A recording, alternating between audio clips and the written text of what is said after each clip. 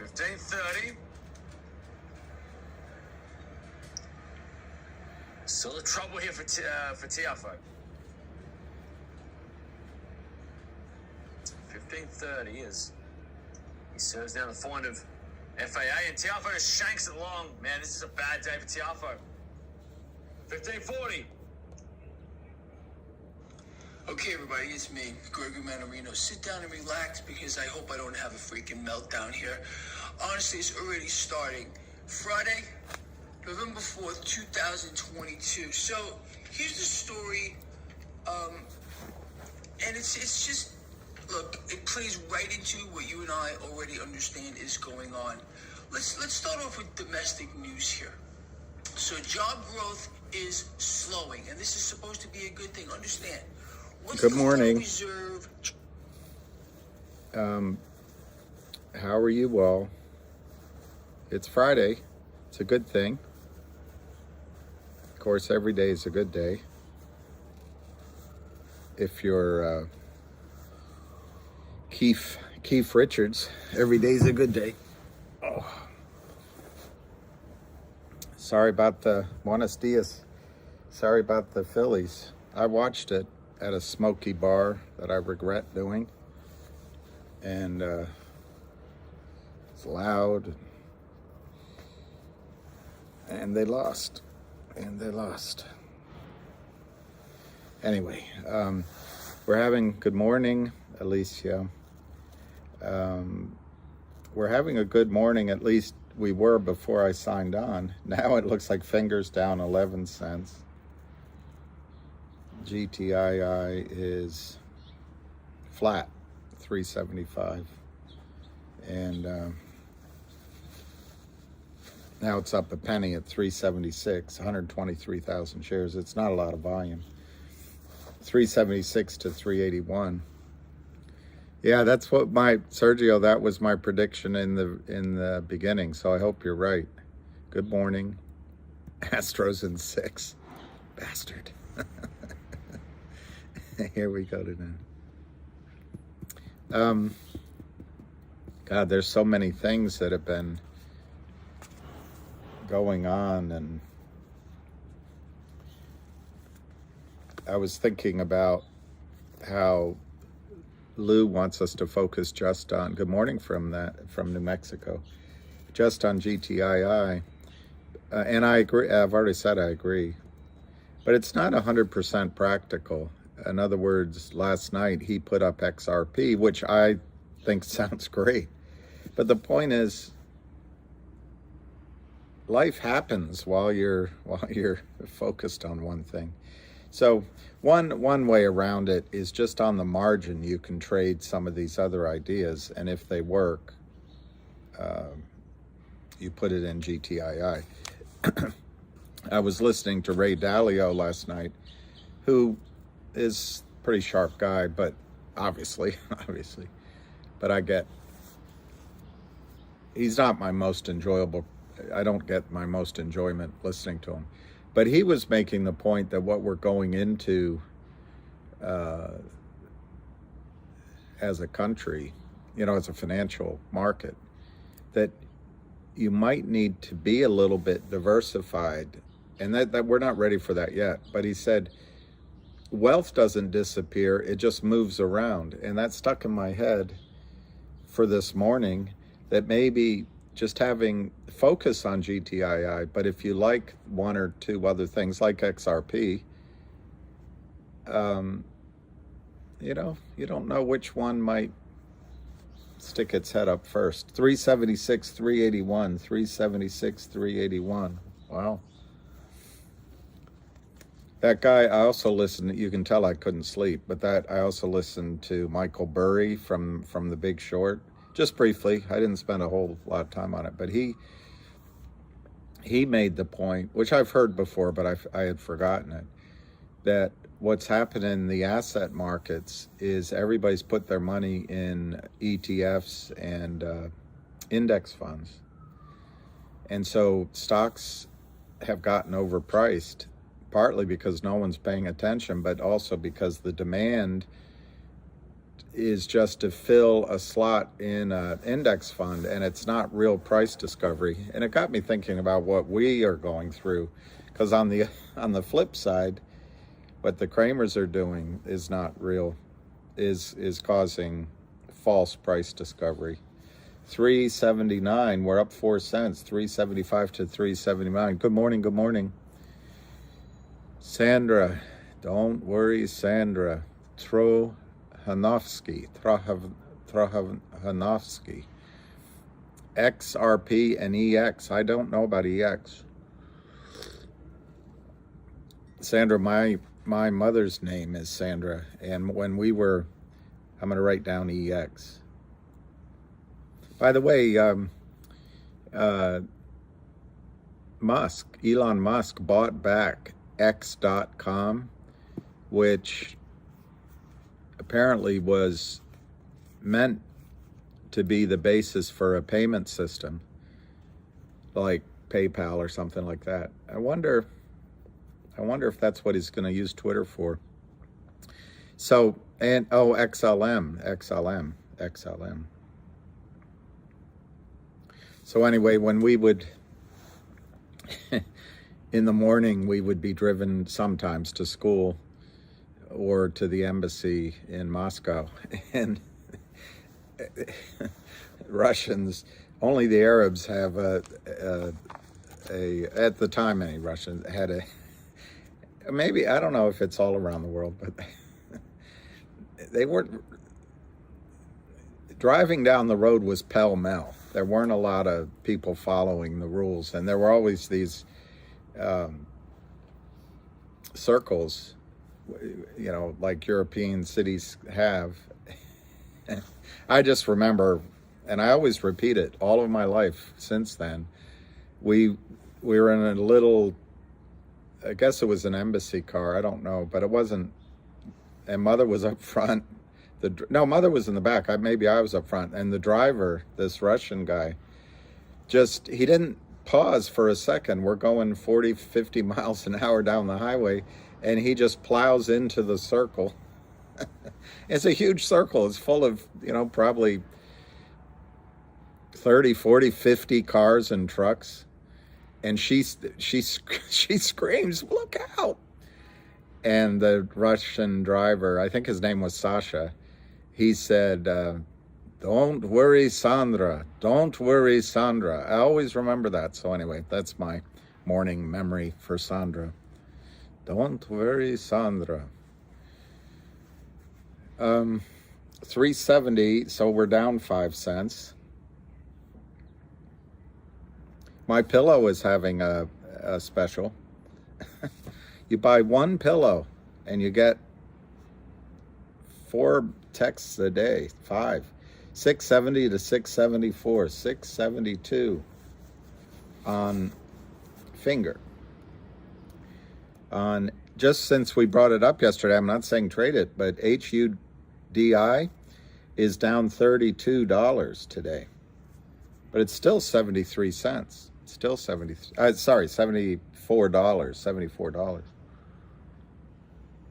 which is pretty amazing. And Ham made the point last night that, I guess it was on Twitter, that doesn't even begin to have the short position that GTII has. We'll look at, unfortunately, it's probably going up. Yep, MMTLP is 750. The ones go that you're not in, but just be patient. Just be patient. Friday is the day. Wait until 2025 and evaluate, I guess, after this.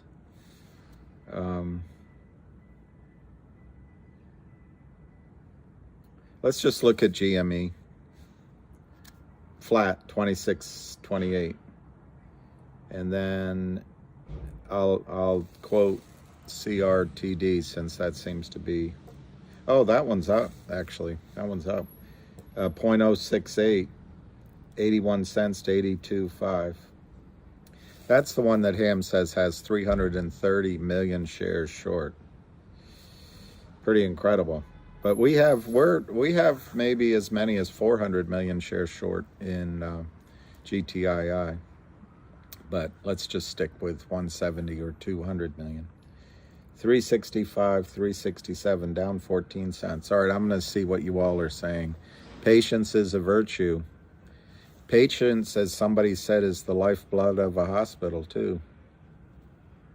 Friday is buy day. Never on a Monday, a Monday, a Monday. Yeah, that's a good point, Trace. Michael Burry's clients were freaking out on him in the shorts, and then that's exactly right. Oh, you're not a pilot. Oh, not a pilot. Well, you can still fly one of their jets. You can hire somebody. You can...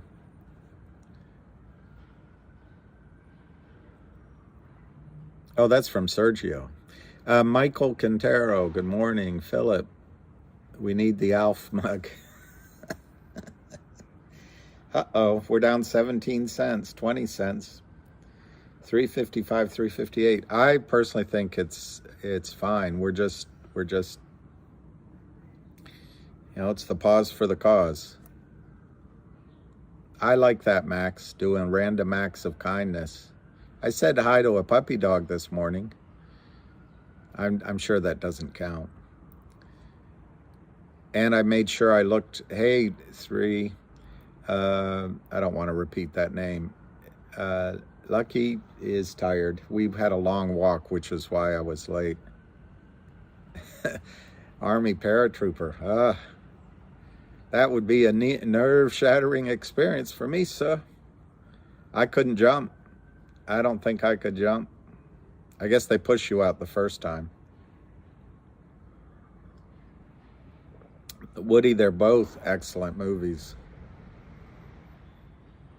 I did a small thing, which we often forget.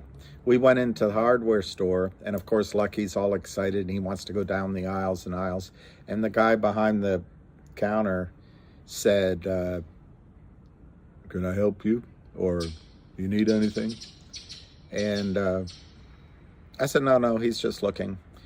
But then I realized I just kind of dismissed him, and I was looking at my dog. So I made sure on the way out that I looked him in the eye and said thank you. And I don't know if that's an act of kindness, but I made the decision to do that. All right, 360, we're down 14 cents. Good morning. Trading places is awesome. That's what the ending's going to be. Looking good. Looking good, Ham. Feeling good, Lou.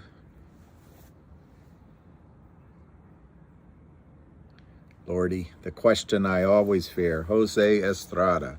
Best and worst case scenario as far as time frame for GTI to Moon. Well, number one, sorry, I think I have a cold, but number one, it may not moon. Never know, but I think it will. But I just want to make sure that, and this isn't financial advice. Best case is, look, the more that Kurt Kramer gets time and gets the price down, the more I think it stretches it out. That's just how I feel about it.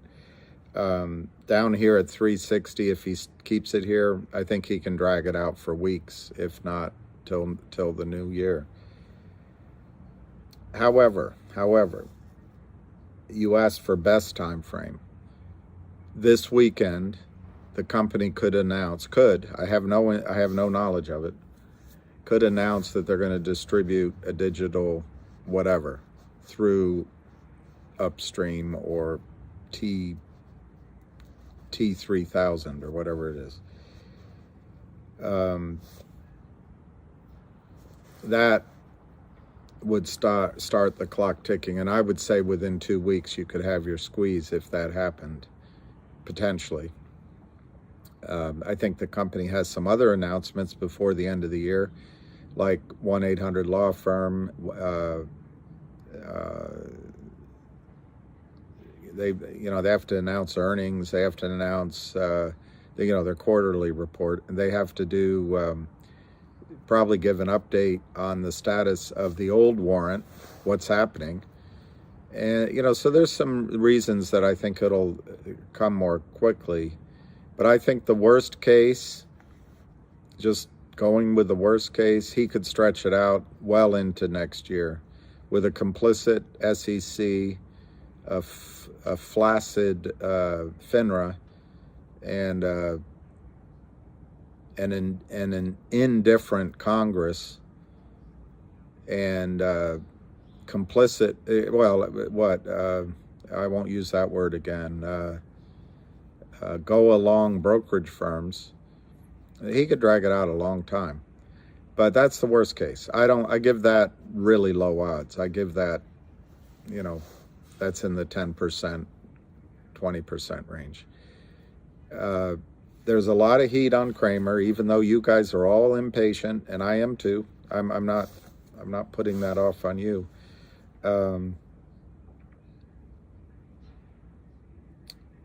But there's a lot more heat on Cramer than there is on us. Good morning.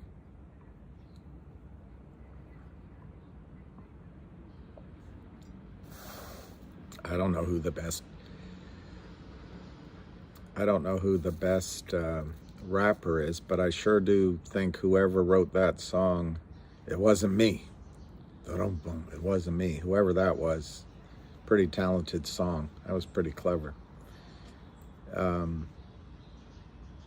There's one other one that I always liked.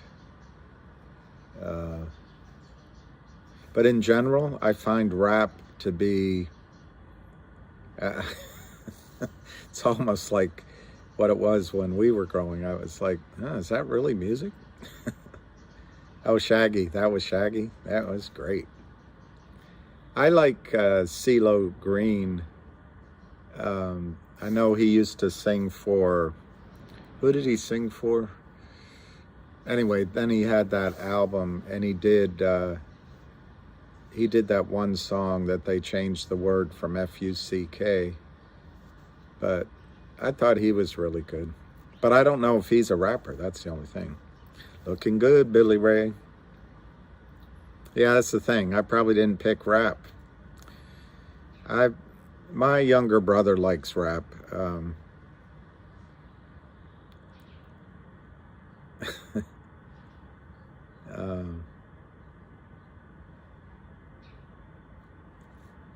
All right, Jose. I don't know. It's a lot like, when is the girl going to call me back? We can sit around and wait for her, or just get on with our life. And if she calls, she calls. But I didn't, sorry, I didn't shave this morning. I guess it's a slow morning. Sir Mix-a-Lot. I don't know who Sir Mix-a-Lot is, but I like music, and I admire creativity. I have an eclectic taste. Cool Runner. Today is November 4th, I think. I think GTI I could run before the end of the month, yes.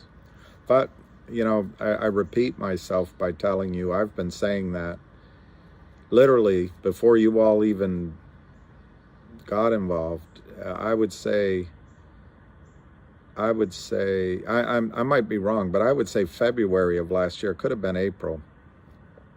I was telling my people, I don't know, if you gave me a song by Iron Maiden, maybe, but I don't.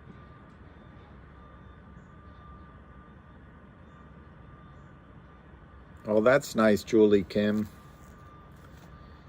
I would listen to you if I could, but I would much prefer to listen to each of you, because that's how you learn. But that's not the medium. Someday, if this all, I bought a ticket yesterday, like I said, for the Powerball. If this all runs, I'll set up a studio somewhere, and we'll have fun with it. we'll have people on and maybe music on and interviews, and we'll try to stretch our learning and our understanding of things. I don't think this has anything to do with the midterm election, Donald, although, I mean, obviously everything's interrelated, but I really think what's happening here is that Kurt Kramer yes, turn the setting to up. That would be great. Kurt Kramer got margin calls, and there was pressure. And you know, from Avid and from Lou and from Twitter that I'll see if there's any Iron Maiden I like. That'd be great. Lovely reader maid. You might be disappointed. You've never seen me in 3 dimensions. You've only seen me in 2D.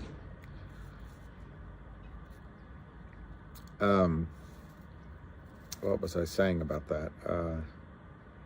I don't think it has anything. I think what's happened is Kurt has had margin calls. There are brokerage firms in trouble with the last warrant, as Lou calls it, dropping.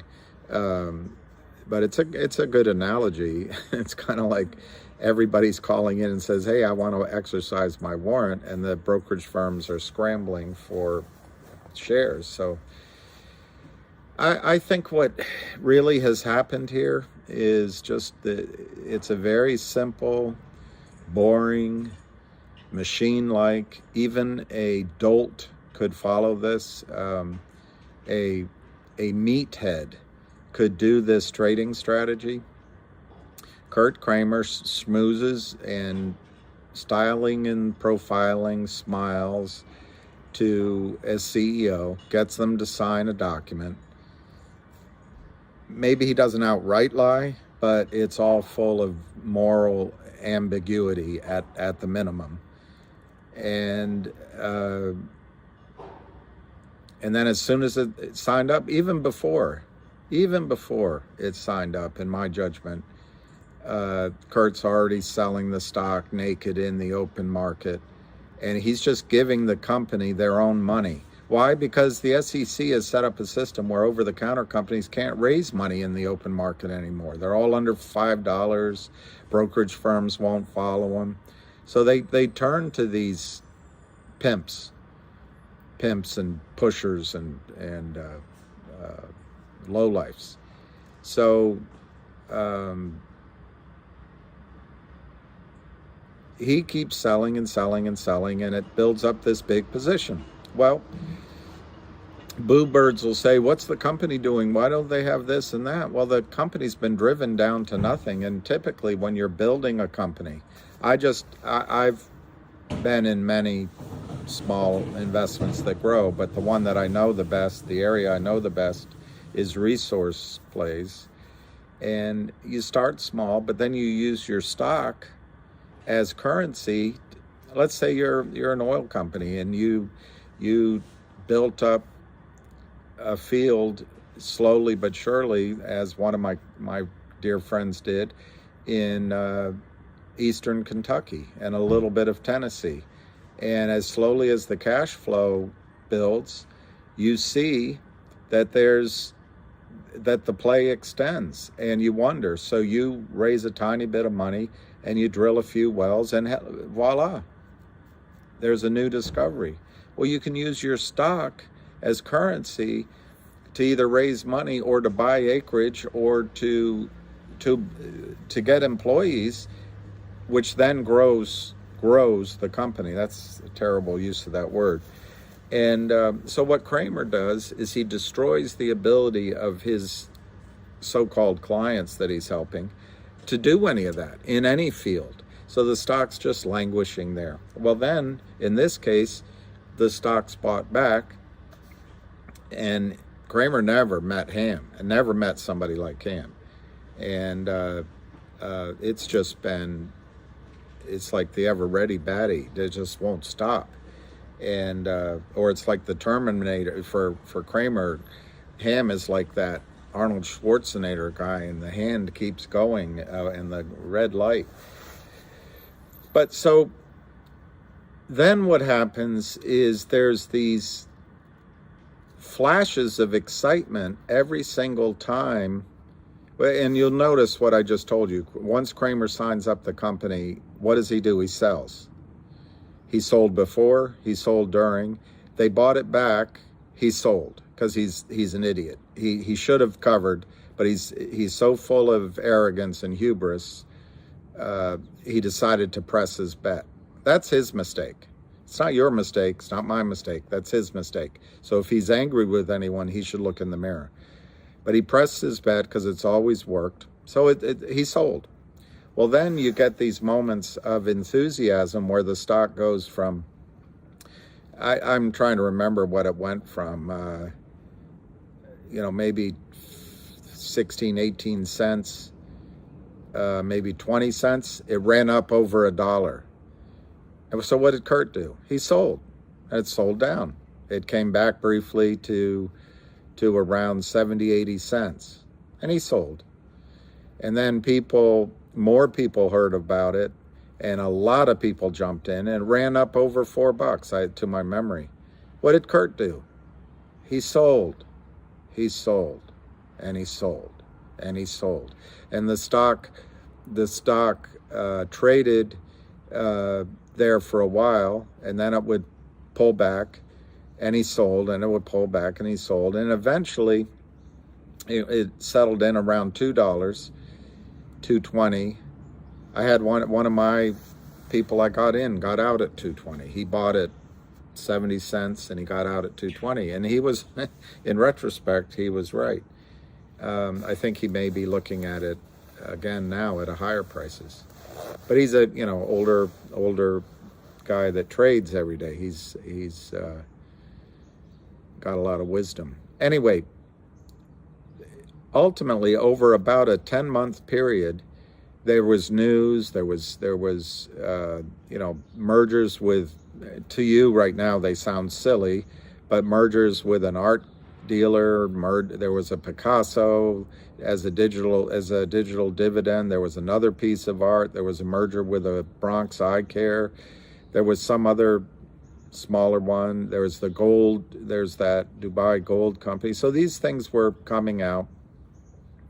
And what did Kurt Cramer do? He sold. Every single time, he just sold. He sold. He sold. And you say, well, where does he get all that from? Remember, Gary Gensler does, as they say in the UK, F all. He does F all. He doesn't care. And FINRA,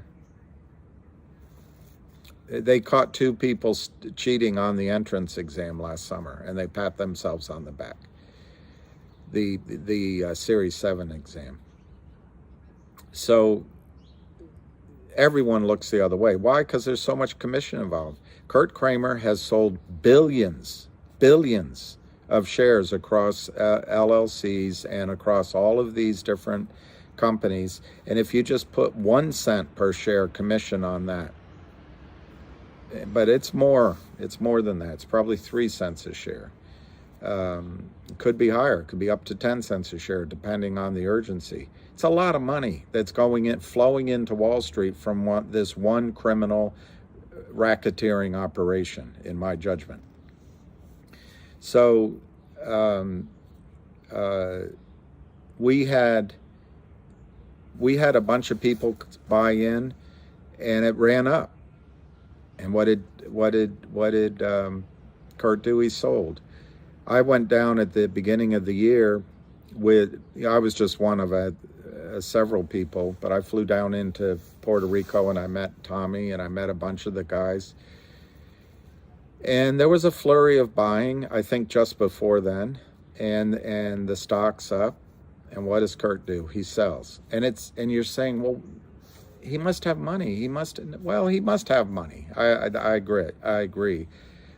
Some money to pay the freight, the cost to borrow, the commissions, pay the prime broker, buy off his wife so she doesn't ask too many questions, get his cocky son to to make threats, vague threats on Twitter that nobody F's with us, with the Kramers.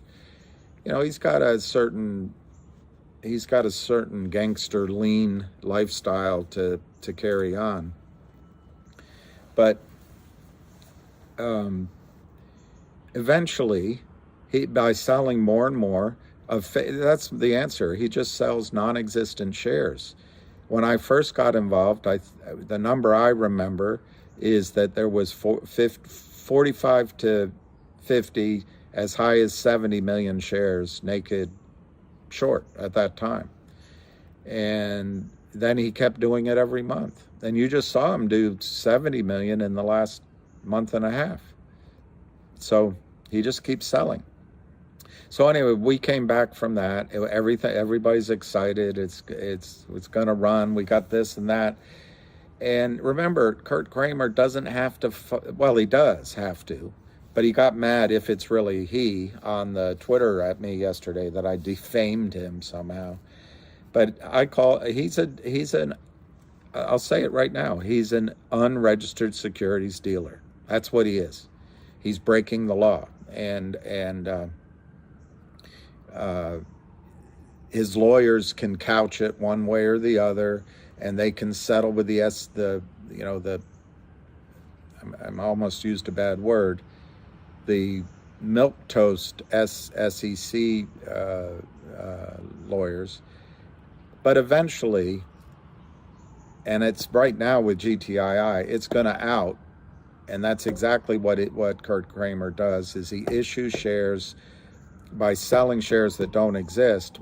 Just ask yourself, if you bought 10,000 shares at $3, what is in your account? What is in your tank? What's in your account? Well, from the company standpoint, they didn't give you those 10,000 shares. The marketplace didn't sell you those 10,000 shares. Kurt Kramer, with Alpine Brokerage, just had a notion, go ahead and sell it. Have you located? Yeah, don't worry.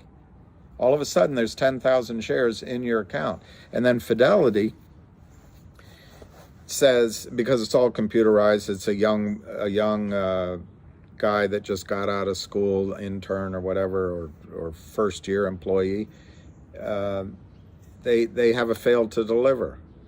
But the other side of the trade is Vert or something. Say, we'll get it to you. All right, well, just put an IOU in your account. So in your account is sitting an electronic journal entry that says 10,000 shares, but the DTC doesn't know about it. What do you have in your account? So, but Kurt is able to sell. Now he'll get all defamation. You're ruining my life. You're taking away my livelihood. Well, I hope if any of you know Kurt Kramer, I hope we take this criminal livelihood away from Kurt Kramer. Go get a real job. Go be an iron worker. Go dig ditches. Go build a building. Go wait on tables. Go clip hair for the rest of your life. I'm sorry, Kurt, that you can't continue your crime. It's going to stop. Anyway, so he can just keep selling.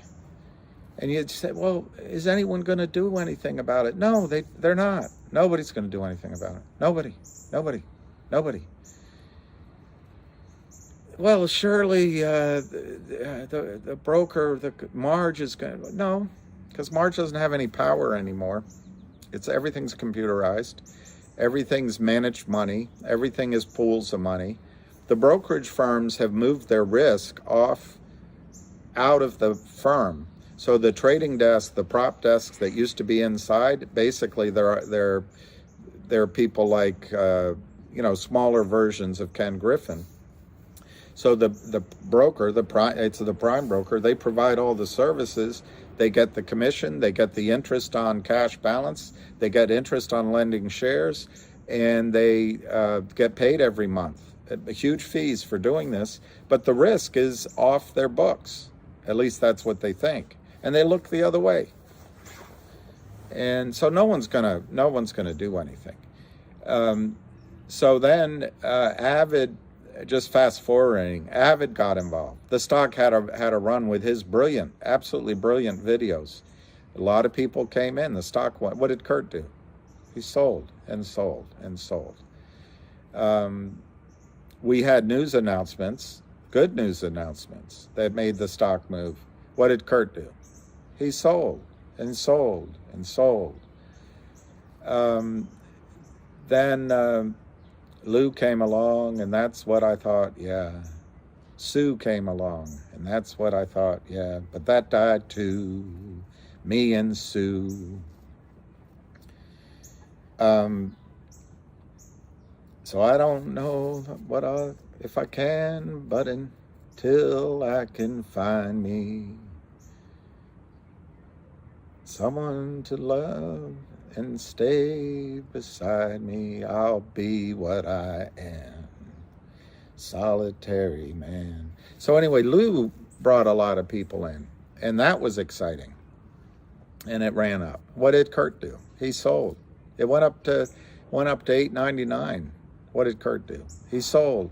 He just sold. He sold. Do you see that a meathead could do this trading strategy? A meathead.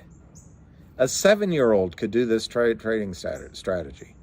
And he has no fear because he has only one strategy. And he's got lawyers to bail him out. He's a white guy, so he doesn't think that he can be called a criminal.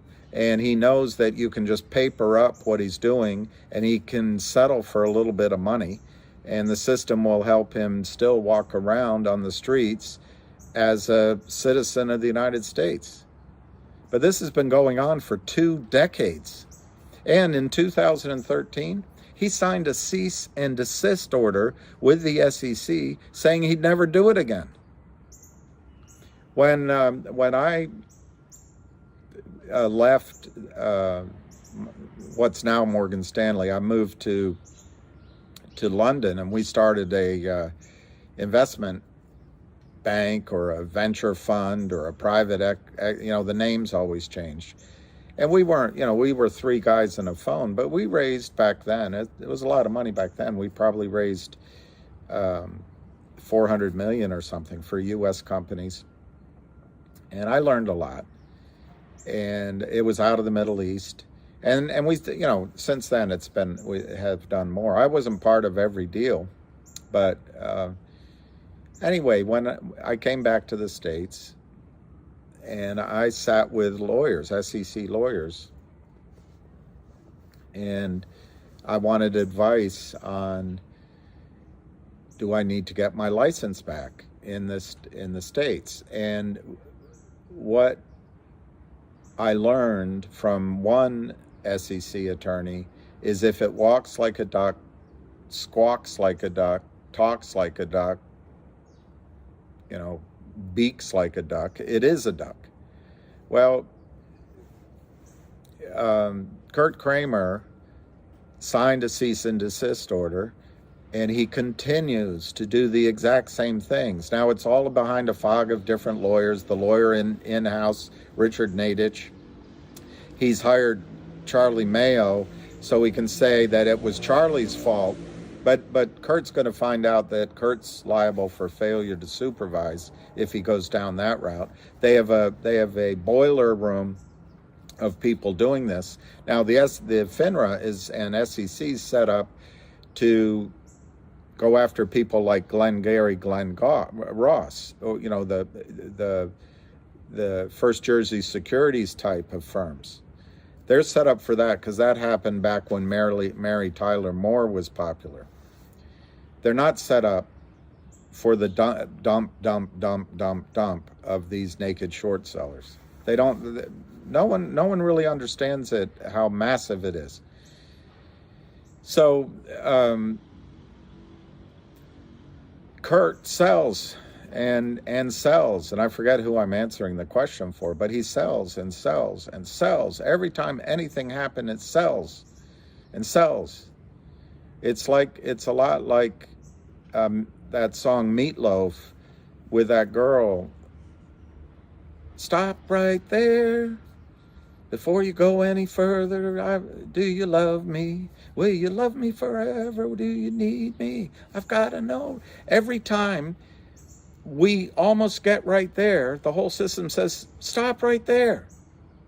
And then it's, you know, the animal spirits of the trade fade back, and they fade back. And just as it gets, let's stop right now, it stops again.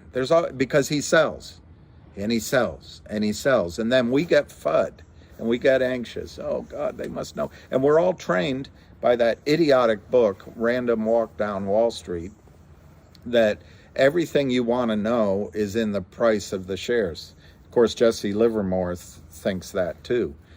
I think in a time of manipulated markets, and I just don't buy it. How do people like Warren Buffett? I buy Ben Graham's theory value, but anyway, that's getting off the topic. So every time we're just about to push on through to the other side, he sells more fake, fictitious, non-existent, crappy, moldy, moth-eaten, Xeroxed, blurry shares. And we go, God, what happened? Oh, God, it's down. And oh, he's going to win. Well, he's not going to win. He's not going to win. So to answer your question, I think the reason, and I think your question was, why is it down? But when will it go? It's good to have buying, but each of us can only put up what we have to put up. Kramer can meet us and double it, triple it, quadruple it, and no one cares. It's all fake. So anyway, that's a really long answer, but the fact is, every time we get to a tipping point, Kramer sells more shares. And so what we need to line up is, if it's just our group going to do it, we need to keep lining up demand on our side to finally tip it over the buy-ins. But what the company's doing, and why Kurt Kramer's not going to get away with this, the company 18 months ago issued a dividend, a warrant as a dividend. That right now is being exercised. Those are being exercised. It's 10 to 20,000 shareholders out there. Each one of them has to make their decision, call in, send the check, send the wire.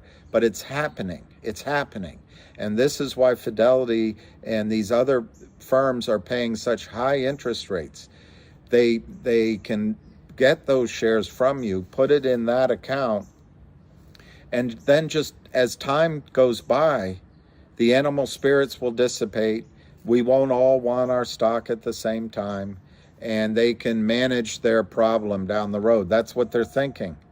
But guess what? The company's going to announce some sort of digital something. I don't know if it'll be this week, 2 months, but it'll happen. It's going to put all sorts of pressure on Kurt Kramer. So we sit here and we go, oh my gosh, it's never going to go. But just realize on the other side, I think you have a man on the other side. I'm not a shrink, but I think his emotions, I don't think he has any feelings for anybody. I think he's got whatever happens in the psychology of a psychopath or a sociopath or a whatever path, that arrogance and all that. And I just don't think he believes he's going to lose. But he will. So anyway, what makes it go? I don't know. We're doing everything we can, and we're not letting up. And when I say we, I mean all of us. I'm not saying that I'm part of some thing. So anyway, I'll leave it there.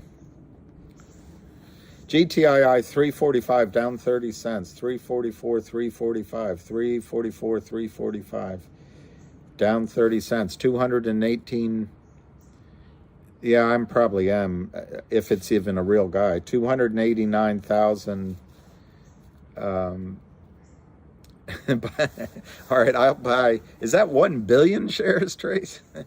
That's what they should let us do. They should, the SEC, if they're serious about leveling up the tables, let us just go out and buy 1 billion shares. We'll pay them later.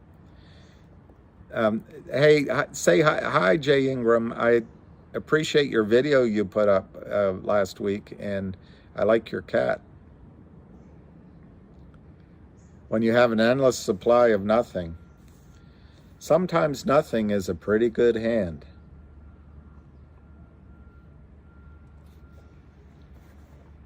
That's right, Chuck.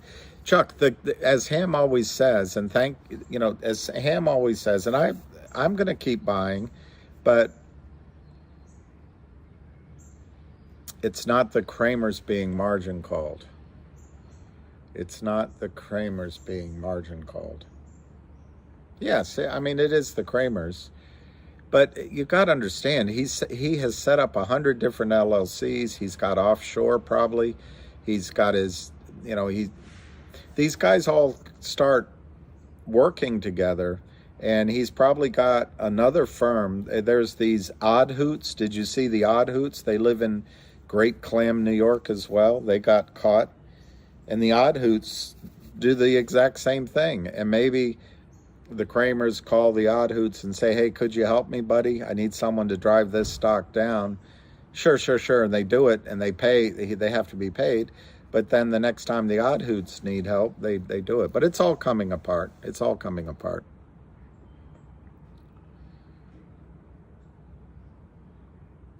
I missed that one about the charts. I'll hopefully it'll come back. Well, Kramer could have been funded originally by somebody like Ken Griffin, because Kramer started on Wall Street. He hopped around several firms in 2 years, and maybe he met someone at one of those firms that did this, because he had to learn how to do it somewhere. And maybe that person was like Ken Griffin and said, you know what, we'll set you up. Here's $500,000. Find some companies to destroy. Don't call me on my phone. And we'll split it 60-40. 60 to the hedge fund guy. It could happen.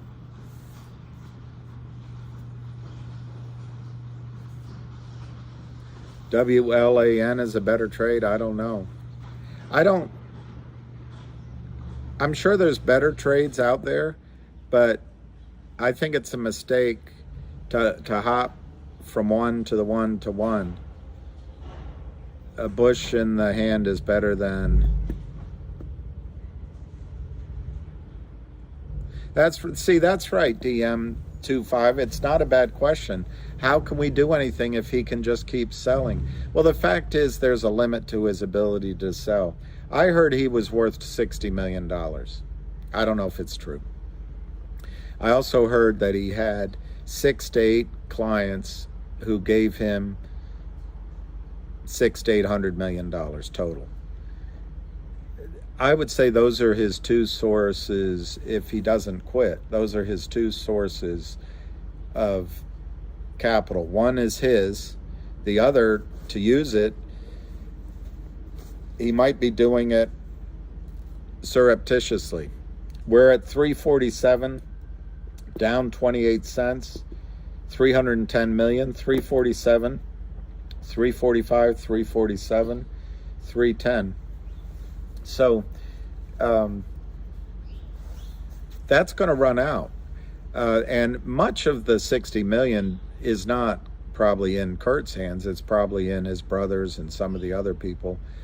The clients are going to ask for their money back, but it probably costs 50 to 100 grand minimum a month to Alpine Prime. It probably costs, like I say, 2-3 cents, maybe 10 cents a share sometimes for the trades they do. But It's everything. All of this is costing money. They do pay margin interest. And then they've got to move things around. He's got his whole team, and he's spending $4,000 or $5,000 an hour on the best white-collar criminal law firm in the country. He can't last. And but the shares don't go away. It has worked in the past. DM 3, 4, 5. And that's why he's hanging on. It's always worked in the past. And he takes his money out of his LLCs without paying taxes in all likelihood. So we are up against a tough foe that'll do anything.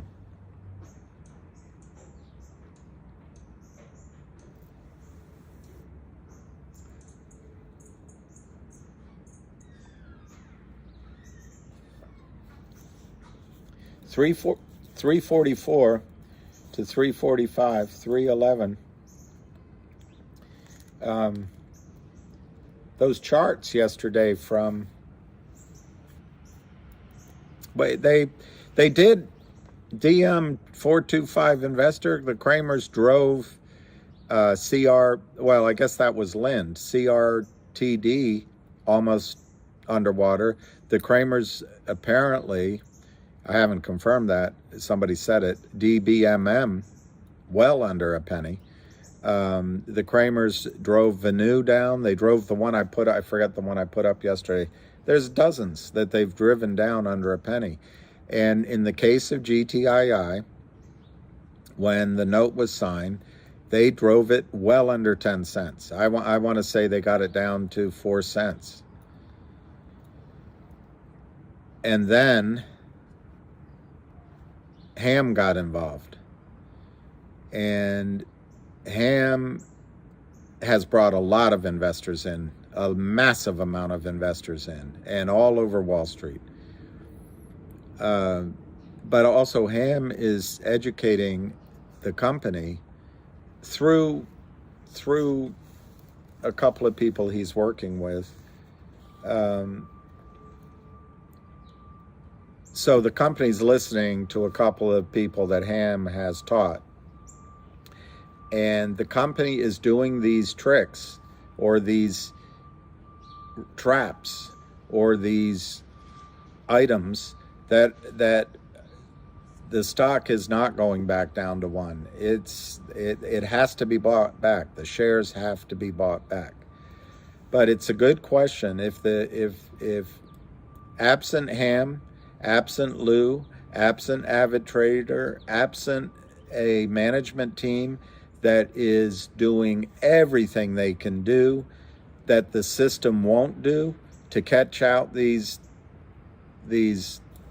bastards, the stock would be just like all of the other Kramer stocks, 0.000000001. Look at our NVA. I don't think that's a Kramer stock, but the same thing happened to our NVA. You can look at it. No bid. And then there's no closing transaction, so those guys walk away with the money. You're now, with the money tax-free, you're now seeing the magnitude of the crime. But in the case of GTII, Kramers are on their last leg. If they could sell it down, they would be doing it. They don't have the ability to sell 1 billion shares right now. They're just doing a little bit just to keep it down. They're trying to, yesterday, they were trying to get it below 275. They couldn't do it. And they won't be able to, in my opinion. Yeah, I think I've already admitted I wish that we had waited on telling everybody about Finger. And my reaction right away was, don't tell them. Let's just focus on GTII. But on the other hand, just think about each new play that comes in. And Ham has made it clear, this GTII is the single best setup he has ever seen. And he's been doing this over 40 years. And by the way, he don't take shit from no one. He is, I'd rather have him as a friend, I'll tell you that. Because he doesn't quit, and he will not quit. But anyway, he says this is the best setup. But as people come in from CRTD, guess what? They're seeing about GTII. As people come in from Finger, guess what? They're seeing about GTII. As people on LL came in, they saw about GTII. You know, and so on and so forth. So it's not completely a loss, a zero-sum game. Yeah, but is it better than GME at 2? He called it at 4. Good morning. All that matters, West Virginia, is GTII. Absolutely. Looking good.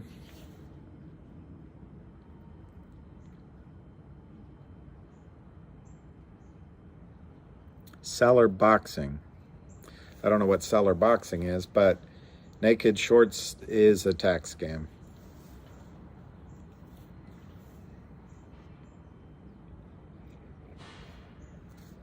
I want to show you guys one video.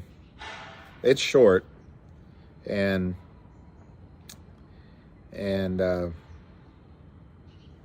I think the guy's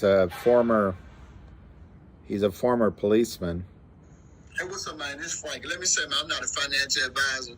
I'm an entertainer on YouTube. Don't buy and sell a stock because of anything that I say on this channel, man. Anything that I say on this channel. It is cold, Don. It may not necessarily be factual. Look, this video is no reflection, man, on the people that's been in GTII for almost 2 years and they're fighting the short sellers. But let me say this.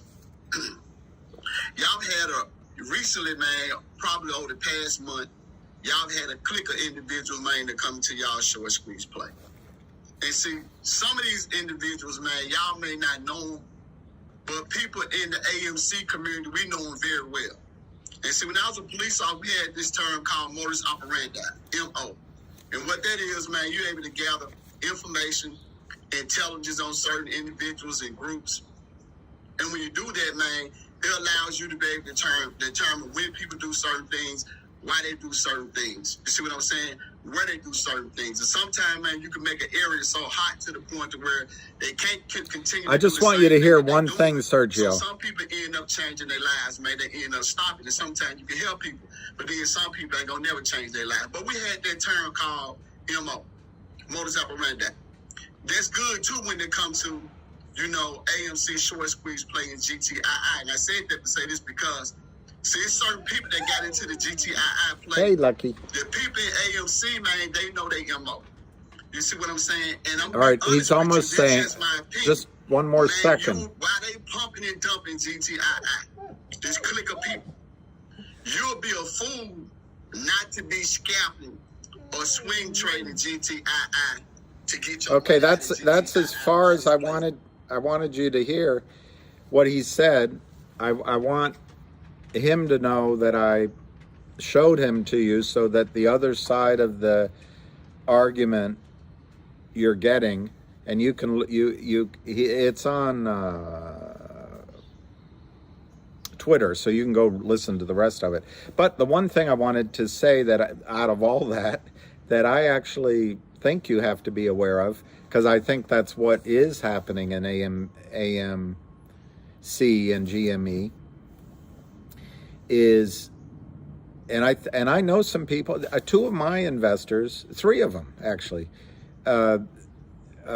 traded GTII such that now they're in it for free. They when it goes up, they sell some or all, and they buy back. I don't have the courage to do that. I wish, you know, I look back and I say, gosh, I wish I had done that, because I could have. I don't have the courage because I think at any time it can just go to the moon, and I don't want to miss the upside. But the reason I want to bring that up to you is it is something you have to be aware of, just like that guy Joe somebody or other. He said to you that he was buying all these shares and it's going to go to 500. I don't know, he erased them all, but it was posted. And I don't know if his average cost was 380 or 190 or something. He says so many different things. But then it's going to go to the moon, and he gets everyone excited, and then he posts, "Oh, I'm getting out on the open Tuesday." So even if I don't know if he's just completely fabricating everything, but if it's true, that's pumping and dumping, and that is one thing you do have to worry about in any play that you jump into, and you don't know the story. You make sure that the person giving you the tip you trust. Anyway, it's that one issue that I think you do have to be careful of. And I also say, on the positive side, if you have the courage, you could trade a little bit. All of us could have sold up at 7 and be buying back now. I didn't do it. And by the way, I'm not pumping this so that I can get my money out before you. In fact, I'm kind of annoyed with myself that I've shared all of my targets, but I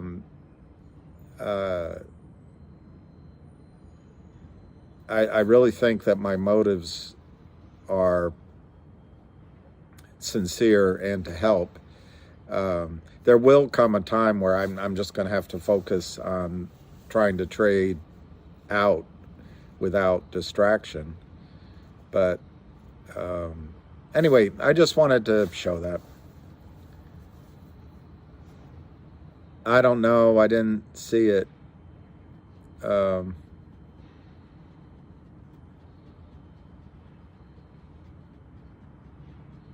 I see. All right. None of us stop censorship. Go Daddy, G Daddy.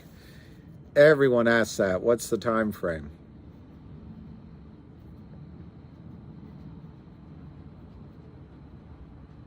I think you have to plan on being here.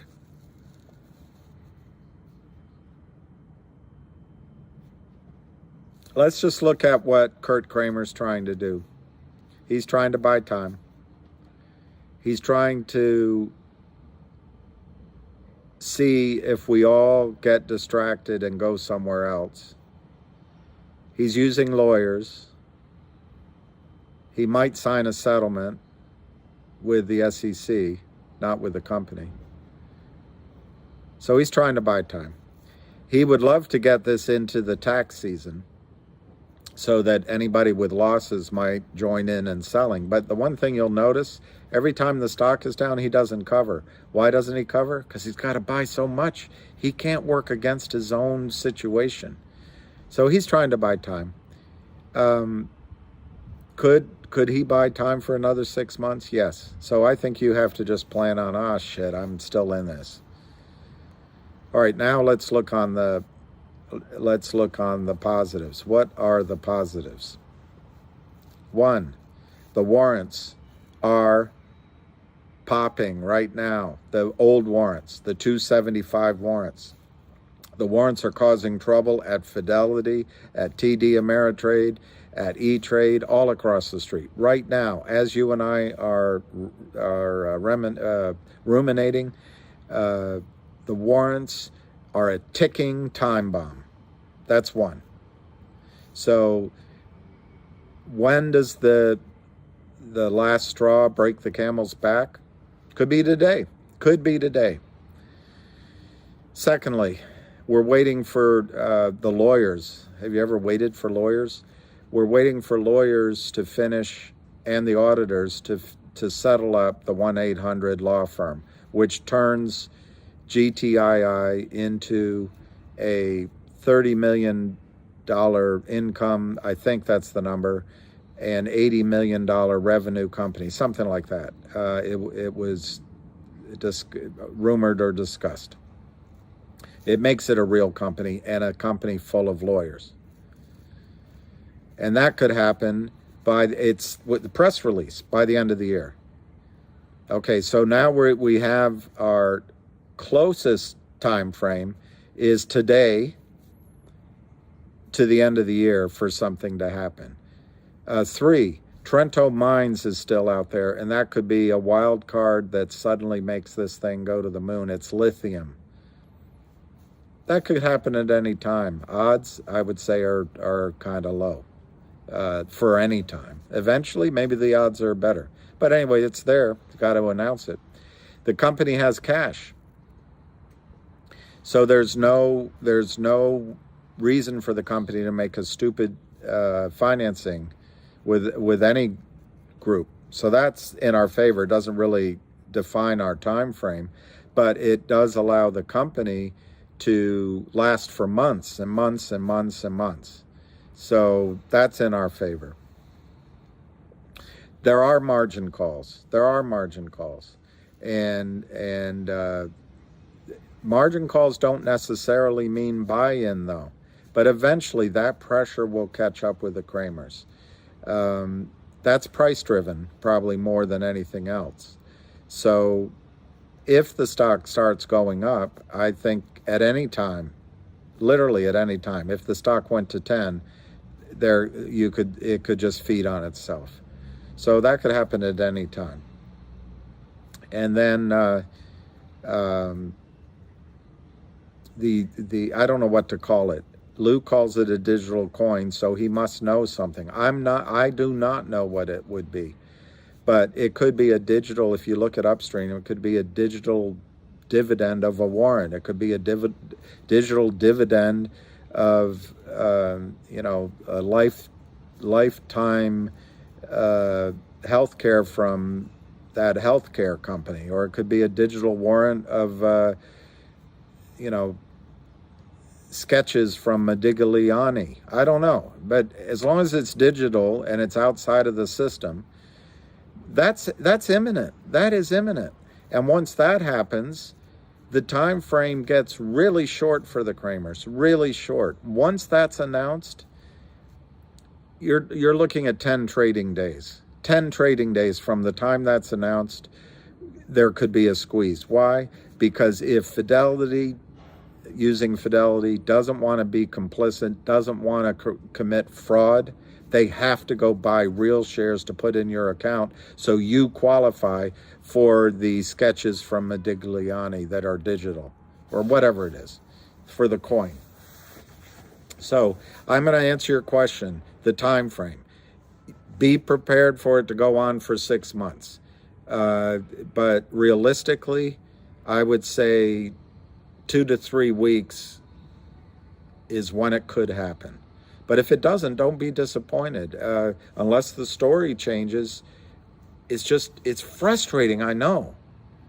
But the reason I don't trade the stock when it's up and all that is because I know it could happen in a nanosecond while your daughter calls and you're on the phone with her.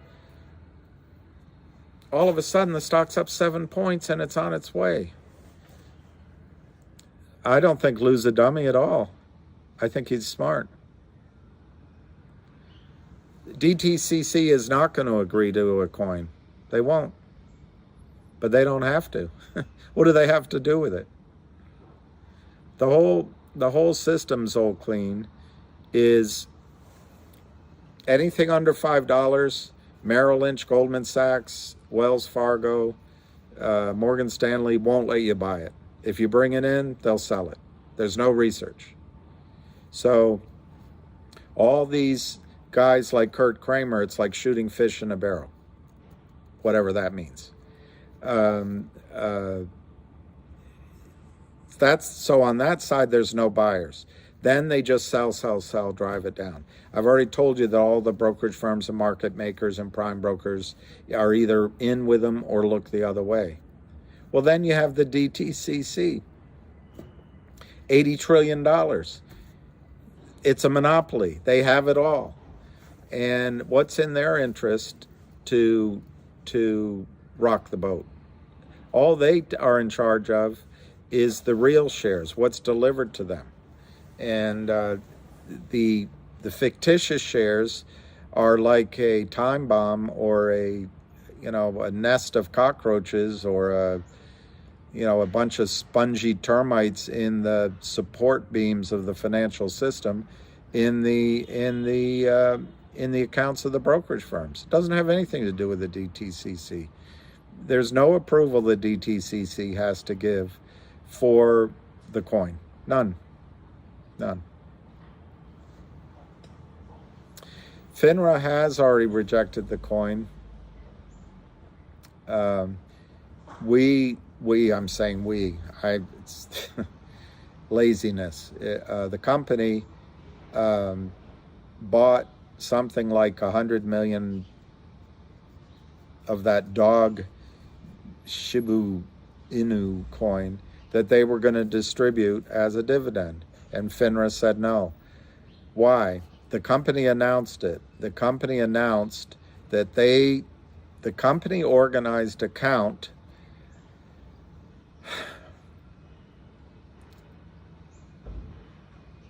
the DTCC gives the company a report on who owns the shares. It is on 250 million outstanding shares. It'll say, I don't know if they say it, but it'll say 200 million are treasury shares. They're held by the company. I don't know if that's something the DTC would actually say, but the company knows that. And then there's 50 million shares out there. It'll say 10,000 shares are owned by Hamster in his street name. 50,000 shares are owned by the surgeon doc in his hospital's address. 1 million shares are owned by David Reichman in his name. But then it'll say 10 million shares are owned by Fidelity. 15 million shares are owned by TD Ameritrade. 30 million shares are owned by Merrill Lynch. I'll keep it to those names. And then when the company did a count, which was in order to qualify for the coins of Shiba Inu, however you say it, you had... They gave out a form, and you had to make an affidavit of how many shares, and you sent it to the transfer agent. Everybody did it as of, I don't remember, April 1 or something, or July 15th, whatever it was. And everybody, the company got a count. Now, was it 100%? Maybe not. Didn't need to be. So the company released a news announcement that said, we notified FINRA that there are more shares in the brokerage accounts than are on the records of FINRA. So in the example I gave you, I forget which one, but let's say Fidelity, DTCC said Fidelity had 5 million shares. Well, when the count came in to all those individuals made their individual affidavits with signature, that came in through Liberty Transfer, went to GTII. GTII added that up. I'm making these numbers up, but maybe what showed at Fidelity was for accounts, and you had to send a copy of your statement. For accounts at Fidelity, might have been 15 million. So the DTC shows 5 million, but for Fidelity, but Fidelity has in Fidelity's accounts 15 million. Well, guess what? There's 5 million that's real. There's 10 million that are fictitious Kurt Kramer Xerox shares that Fidelity is silently going along with. It's a crime. But Fidelity can say, well, it's failed to deliver. Our systems didn't catch it. We're fixing it now. So what the old Warren is doing right now to Fidelity is, on my example of 15 million shares, that means 1.5 million warrants are going to be exercised. Well, they have 5 million shares in my example that are real. DTC is holding them. So that's 1.5 million warrants that they can do no problemo. But on the 10 million, well, it's not 5 million, sorry, it's 500,000 warrants I got. But on the 10 million shares, they've got 1 million, they're not real shares. So they've got to go out, either borrow real shares to put in your account so you can get the warrant, or they've got to go buy 1 million real shares. And that's what's happening in the background right now. When's it gonna explode? Nobody knows. When does I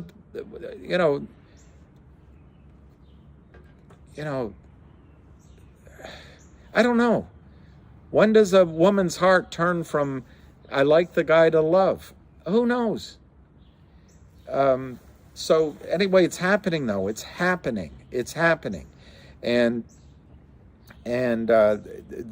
Lou's telling you, the digital coins company, it's just going to magnify this problem massively. So FINRA turned down, the company announced that they notified FINRA, and who knows what they said to the company. But in my example, for example, the company would say, FINRA, DTC tells us that there's 5 million shares at Fidelity. We are showing from our own independent, non-audited account from individuals that made an affidavit that there's 15 million shares in Fidelity's statements, in Fidelity's accounts. Investigate. So what did FINRA do? They said you can't issue that coin. You cannot issue that coin. Why did FINRA make that decision? I'm going to leave it to you to guess, but my speculation would be that FINRA wanted to avoid the disaster that's coming. So FINRA had the say-so to reject that. And the company said, all right. That's the second time the company has tried to do this. Is any of this getting boring listening to it again and again? I'm bored repeating myself. But what they're doing, what Lou is telling you about, is a digital coin that's going to go through an offshore platform called Upstream. There are 2 others that I know of. I don't know if it'll be Upstream or if it'll be one of these other platforms. It's going to be outside of the United States financial system. You can let that sink in. That a company has to go outside the United States financial system to get fairness and integrity in the system. But it's outside of the SEC, it's outside of FINRA, and it's outside of the DTCC. If FINRA says we don't want it, they can go pound sand. It's going to happen. The shares are going to be counted, your shares, and whatever the ratio is, you're going to get a digital whatever by a record date. Now, ironically, I don't think you'll get anything because the squeeze might happen before that record date. But just to repeat myself, if the company Saturday night announced that they're going to deliver coins, digital coins to each of you for, 1 for 10, 1 coin for every 10 shares you own on November 15th. Well, you would wait until November 15th, and then you are a shareholder of record. But Fidelity, going back to my example with Fidelity has 15 million shares in their customers' accounts. 5 million are legitimate, according to the DTCC, the Darth Vader of the financial system, the Death Star. Well, Fidelity can get away with, our systems didn't work, no one caught it, it's been going on for years, but we never had a problem before. And it might wash. But all of a sudden, this digital dividend's going to come, and Fidelity cannot deliver it. So Fidelity has a choice. Do we do nothing do we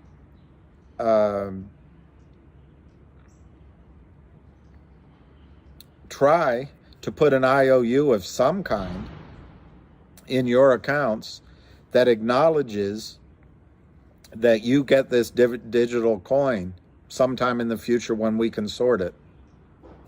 And then they can go try to buy those coins in the open market. But that's fraud. That is fraud. That is going along with committing felonies and crimes with Kramers. I don't think Fidelity is going to do that, because people go to jail and they lose their jobs, and Fidelity could even be run out of the business. So the third choice, which is what's most likely to happen, is Fidelity will try to buy shares in the open market. Remember, in my example, there's 5 million real, there's 10 million that are not real. They will go out and buy 10 million real shares if they can in the open market before November 15th. And that becomes a buy-in. That becomes unfeeling buying. Just like the Kramers are doing unfeeling selling, that becomes unfeeling buying. And that buying will force a squeeze. And then when Fidelity does it, does TD Ameritrade stand on the sideline? Does E-Trade stand on the sideline? Does Podunk Securities stand on the sideline? So, best case is an announcement maybe comes this weekend of a coin, digital, and it has a date within 2 weeks. And the brokerage firms are afraid of committing fraud and felony and losing their licenses and some people going to jail. So they go out to buy the shares, and you get your squeeze before Thanksgiving. That's the best case. And I'm going to stop answering that question. Do nothing plus crime, class action lawsuit. That's right, Northwest Sasquatch.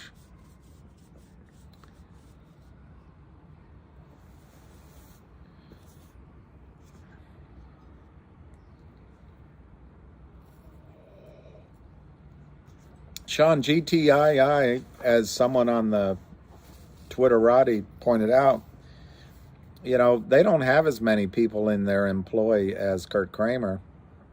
And everything they do, they have to file. They will have to file this, and they'll have to make a public announcement. And they have to do it all properly.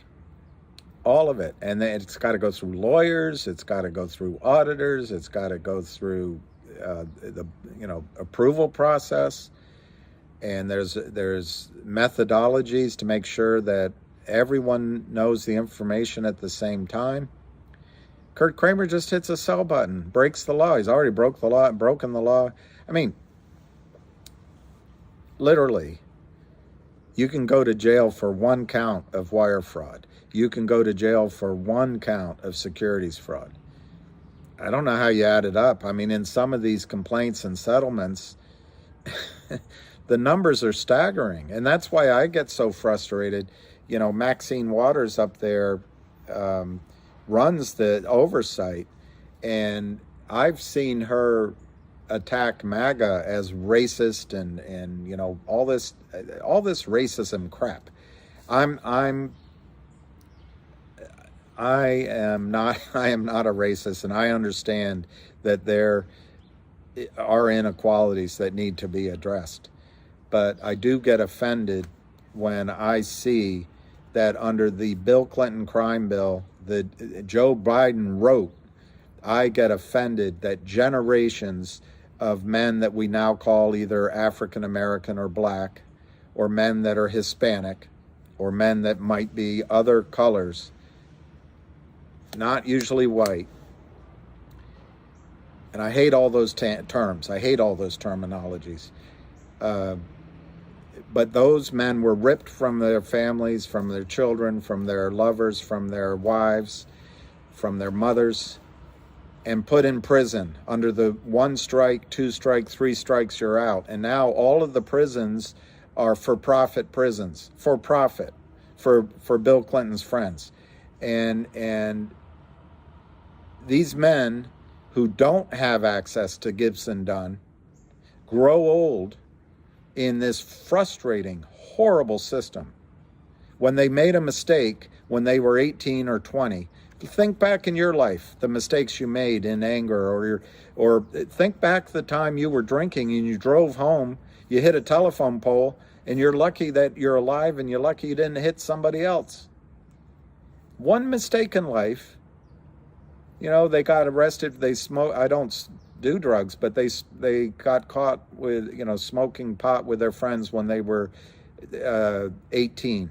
And then when they're 22, they got caught in a raid and there was cocaine in the room.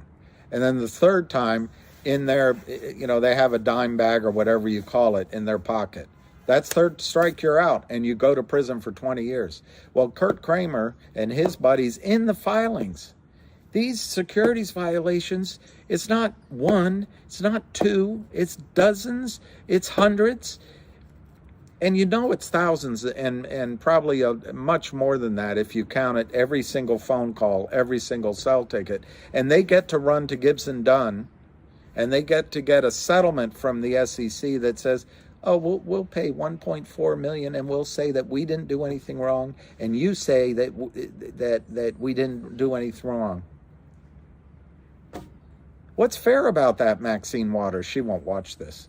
But why doesn't Maxine Waters go after the crime that actually guts? Because this crime that Kurt Kramer does hurts families that are, as the term is now, of color.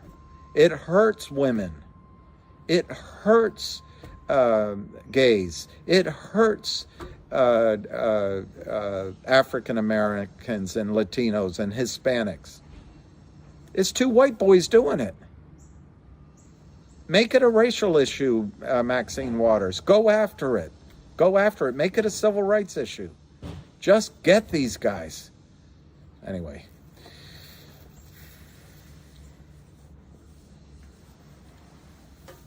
There you go, David Hensley. Tell her that Kramers are MAGA.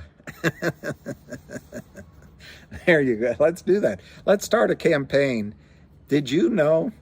Well, that's right, Julio Armas. They arrested him for one $20 counterfeit bill. Now, you know, he had things in his background, but so do the Kramers. The Kramers have 2 decades of things in their background. Anyway, Frederico, I don't know if it was a worthwhile. I didn't sleep that well last night, and I got a little bothered that Kurt Kramer's telling, if it's a real Kurt Kramer, that I'm defaming him. Hey, Buck Thinner, I like your dog.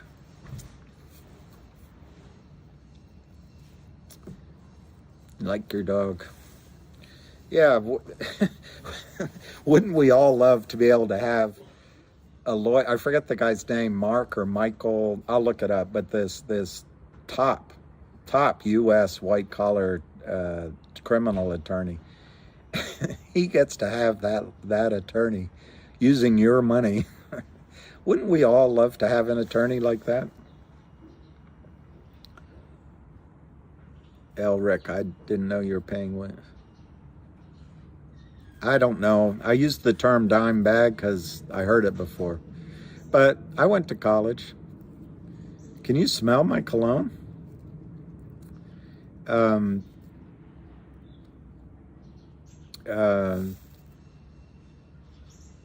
It was funny.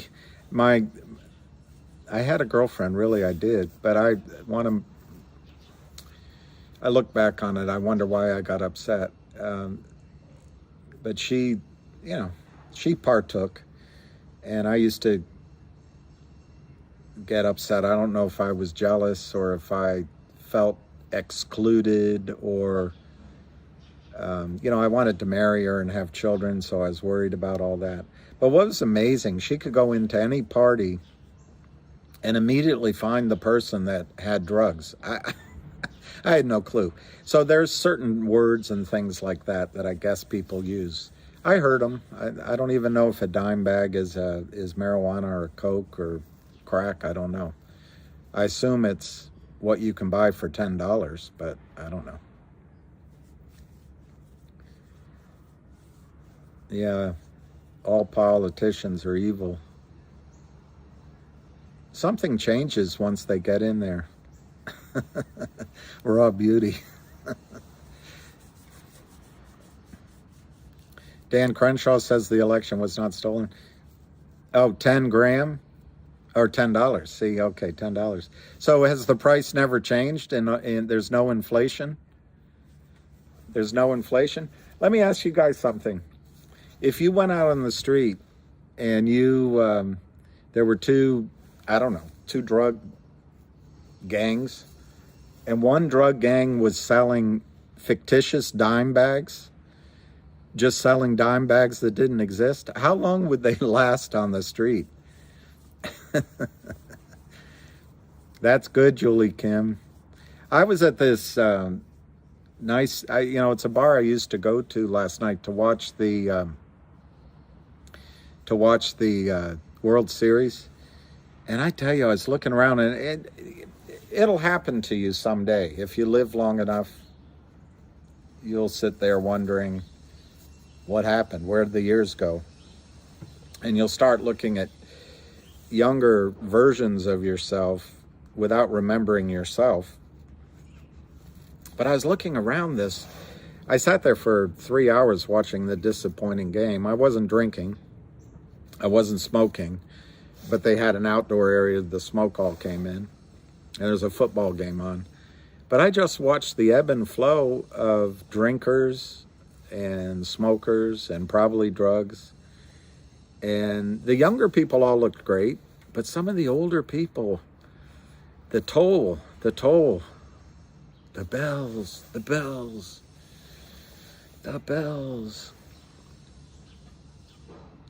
Matt, I was like that too, Matt E. I didn't want to buy drugs or do them because it was illegal. Isn't that weird? And when I was a broker, I didn't want to break, I would never do what the Kramers are doing. I didn't want to break a single rule. And then you grow up and you realize everyone's doing it and there's no consequences. Oh, William.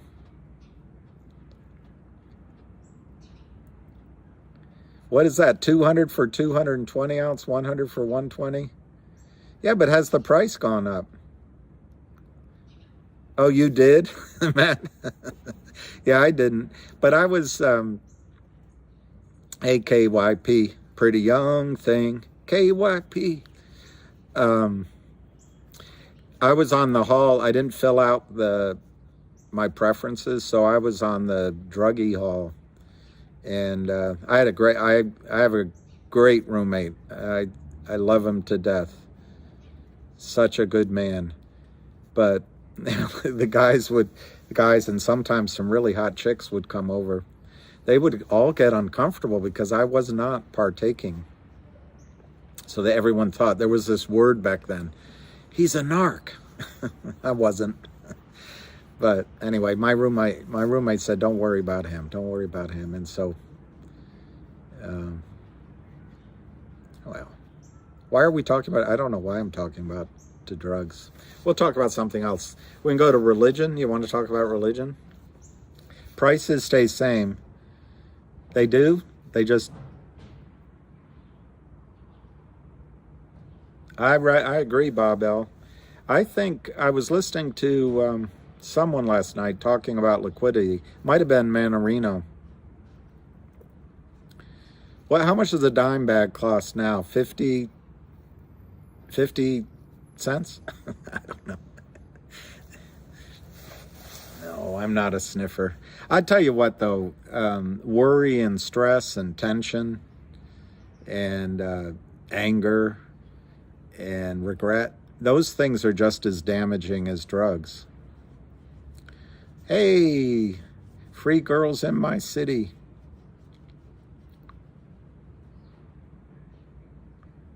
Right.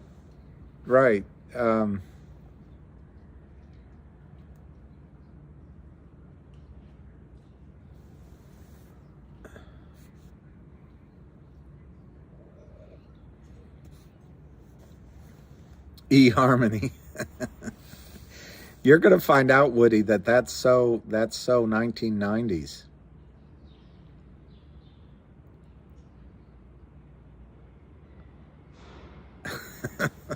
I was never a substitute teacher. Free girls in the city. We got to go back on the road. And I think what I need to do is write a letter because I'm not good at that. But my dad always said, that was what he always said when I was worked up about something. He said, yeah, I think drugs are bad, but I was kind of envious of all the fun everybody seemed to be having. But I'm glad, man, you just don't know.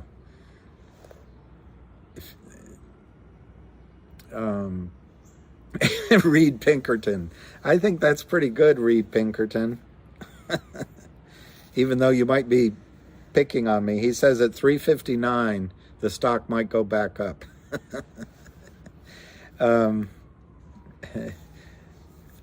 Thank you, Nightbot. 356, 360, 357. It's down 18 cents, 370,000. But just to be clear, I mean, I didn't really drink when I was younger, but on Wall Street, I drank, and so I'm not pure by any measure. 354, 357. My mother always said that weed is safer than alcohol. The volume really, there's not much volume. 373,000, 356, 354 to 357, 354 to 357. I tell you, booze has long-term consequences there's a price to be paid. Ooh, that smell. That smell of death surrounds you. Do you smell that smell?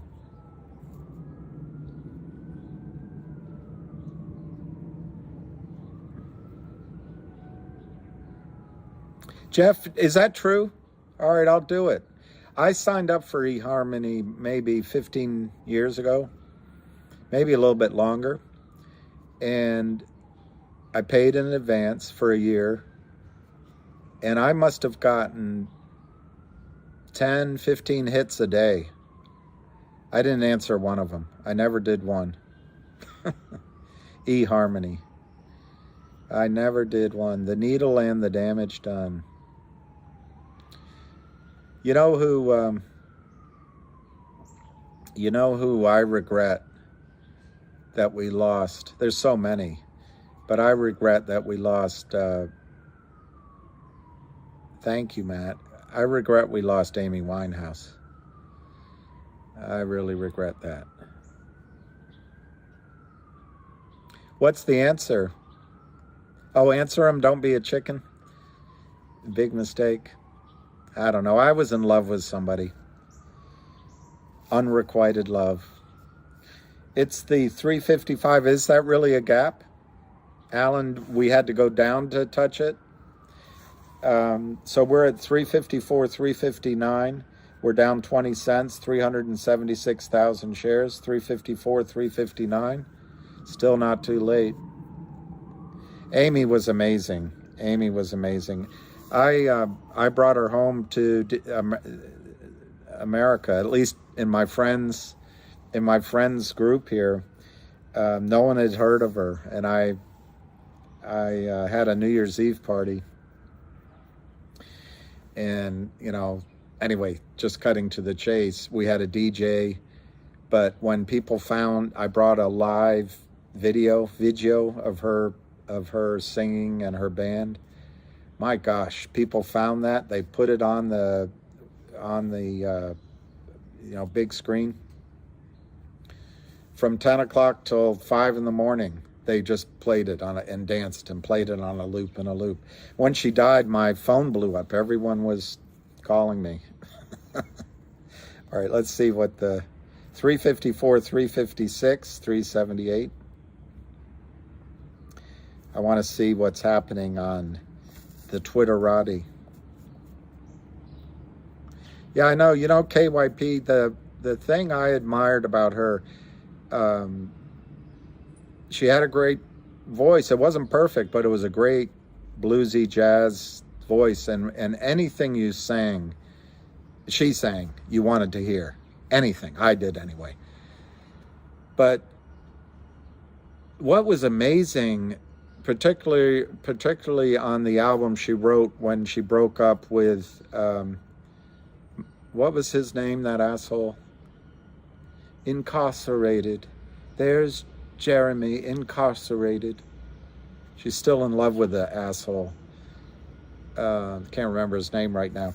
But anyway, she wrote that album. She was so honest. Oh my gosh, she was so honest. So honest. All right, Ham just wrote,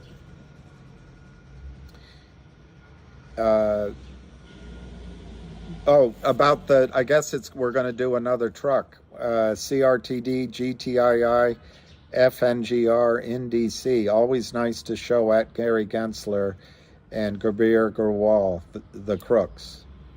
Okay, so I guess we got a date. Ham wrote 6 minutes ago, GTII, 10,000% Long Island all over the effing place.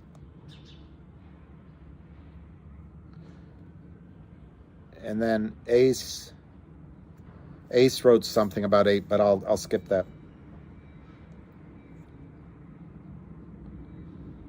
Brian Walton wrote, where did all the dumper goals? We're looking for that. He puts a picture of Dog the bounty hunter.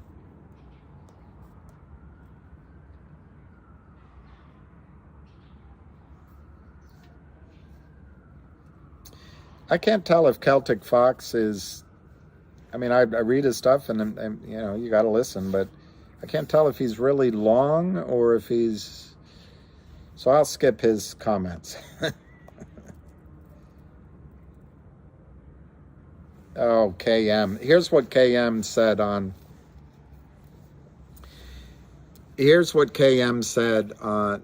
he said that I'm saying on live stream it could take 6 months for anything to happen. Why is he even talking? Ever since he came back doing live streams, his talk has been down. The shorts are watching him. William, just stick to posting on Twitter. All right, so KM, respectfully, KM, I was asked a question of best case, worst case. That's what I was asked. That's what I was asked. Best case, worst case. And I gave KM, I said on that same call, we can play it back. I said you could get an announcement this weekend on a digital dividend, and within 8 to 10 days, depending on when the record date is, you could have your entire squeeze. So KM, if you're still listening, the squeeze could happen within 2 weeks or sooner. I also said, KM, that the warrants, which are out there, and they're being exercised now, and Fidelity is in trouble, and I forget the other one, TD Ameritrade, and they're all paying high interest rates to borrow. That could cause a buy-in at any time today. So KM, yeah, thank God I sold it before 3. KM, I appreciate the sentiment, but the question I was asked is, what's the worst case? What do you think the worst case is, KM?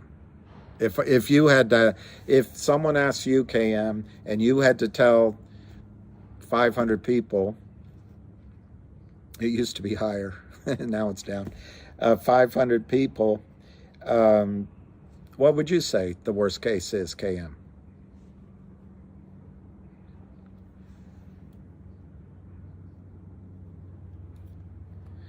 And by the way, what I say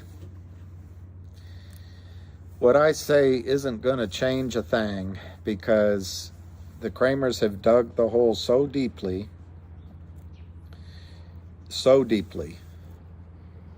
anything they do now isn't going to change a thing. This is written, and the end result here is already written. It's just when. There is going to be a buy-in, and there is going to be a squeeze. Brad, I think it's going to blow.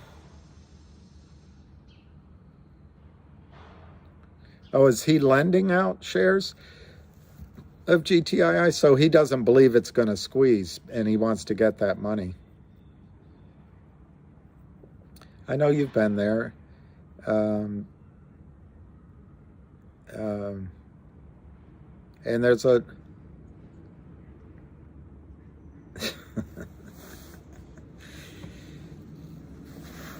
I replied to her that context... Oh, okay. Thank you, Jay. Thank you.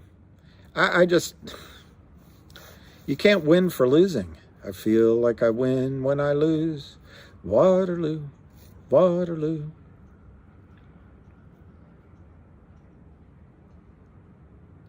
Yeah, well, there's going to be a lot of that. I will admit, at the end of the day, after the day of these things going by, it's in my head. I should have said that. I should have done that. And there's times I think, why even do it? And it can be draining, but long and strong. Thank you, Jay. I just, how do you win then with that question? He takes, whoever that is, takes half of what I said.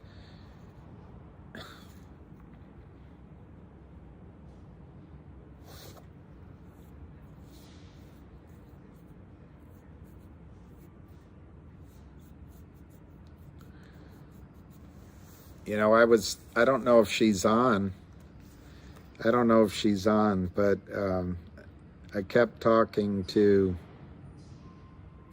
Arkansas yesterday, and I looked it up.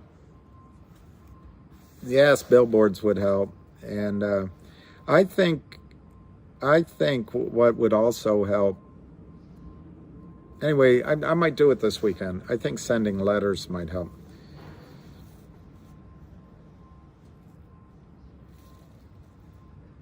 We have an extra hour?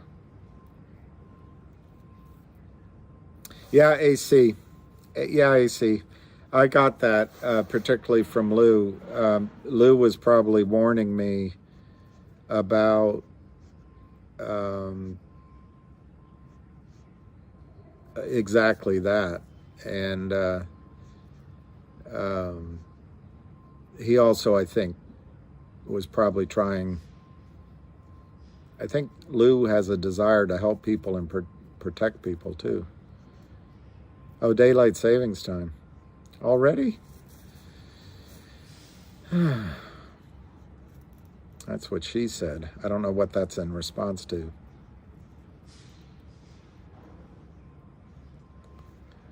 I don't know what else I can do. I mean, like I say, I might write a letter. I'll share it with you, and I'll share it with that Kipper guy.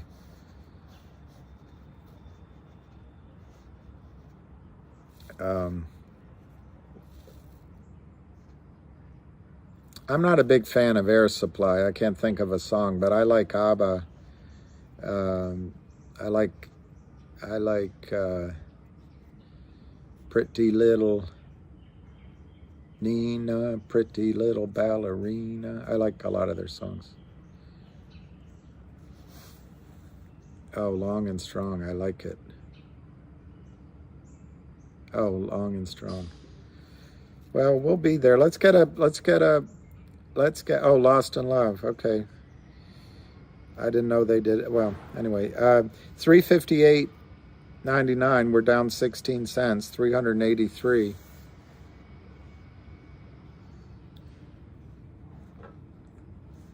Thank you, Key. I mean, it is...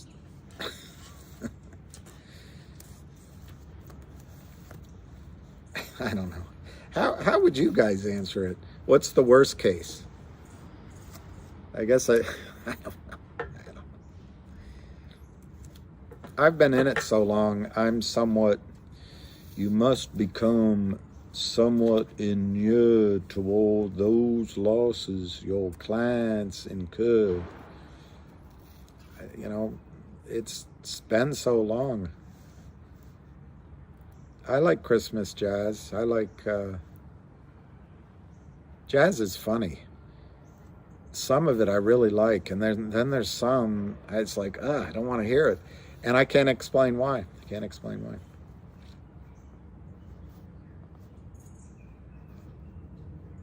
Yeah, that's right. I don't think, and Brad, I agree with that. Lost in Love, Air Supply. That I can't sing it, but I remember it. Whoever just put that up, you know, Avid. Let me see if I can find it. And also this guy, I for penny stocks. I think he's really good with his charts. Really good. So that guy. That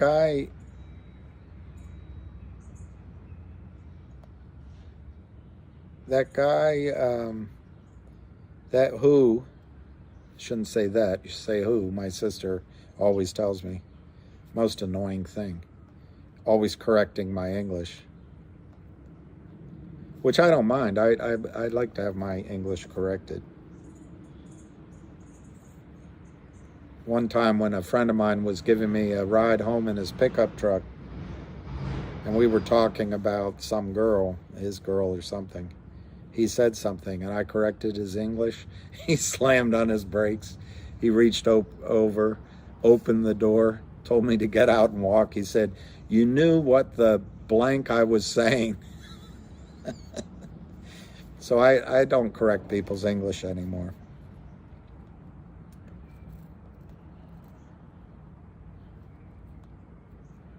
Trying to find this from, trying to find what I saw last night. Oh, it'll come up.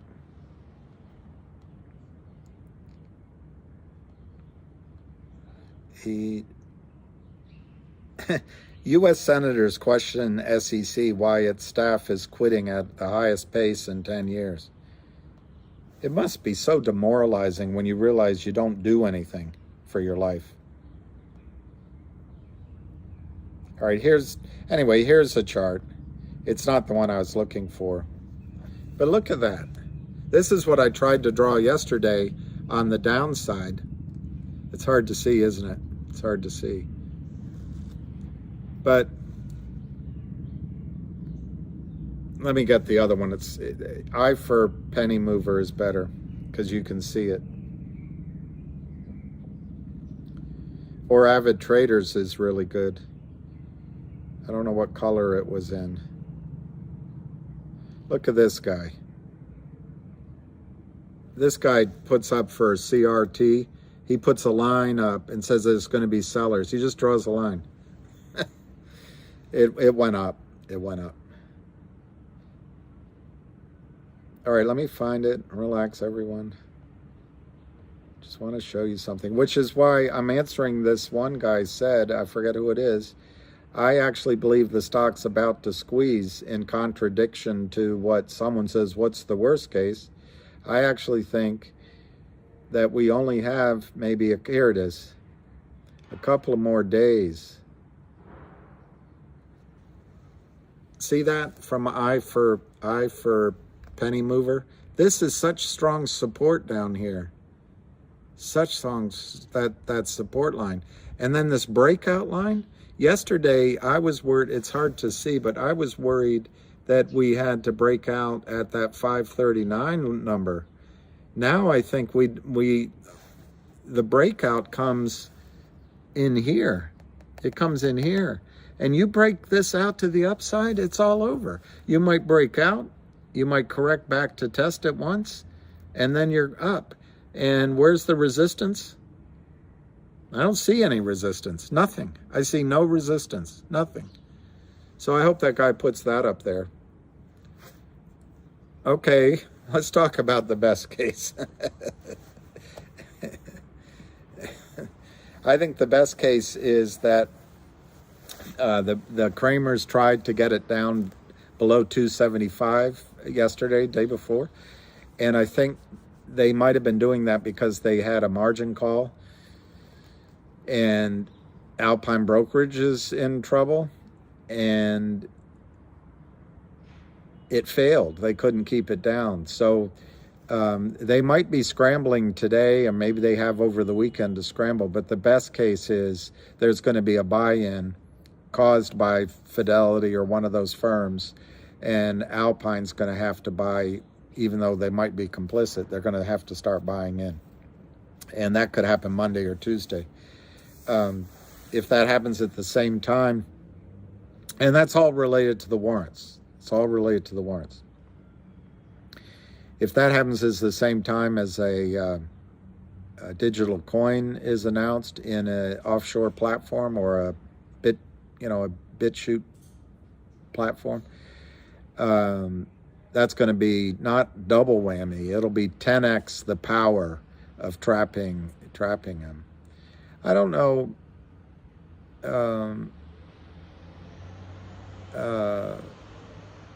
When.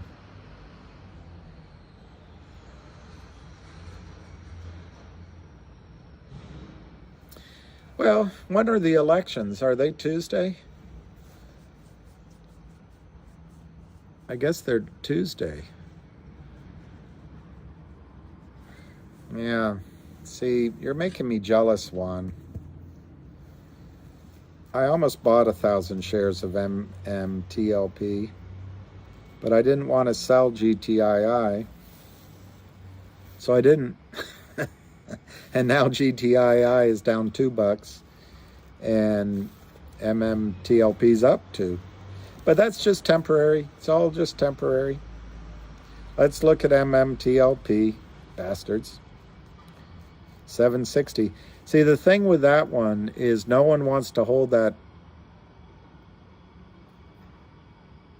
What would I do if we were invaded by aliens? A lot of talk about this.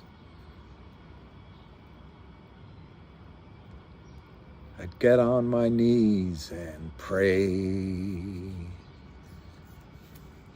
755, 760, 755, 760, 755. That's MMTLP.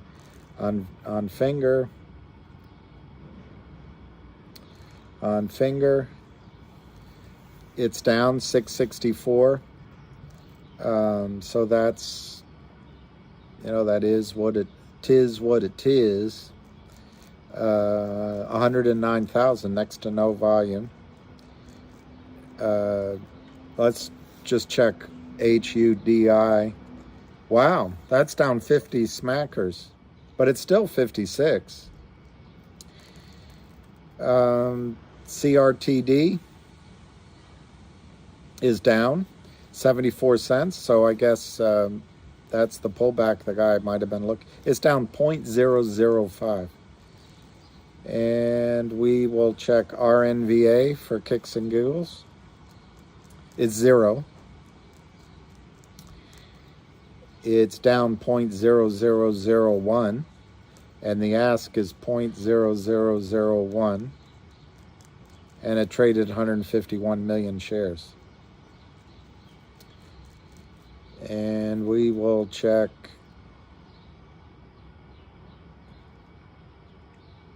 I guess that's everything. Now we'll go back to GTII. 354 down 21 cents, 354, 356.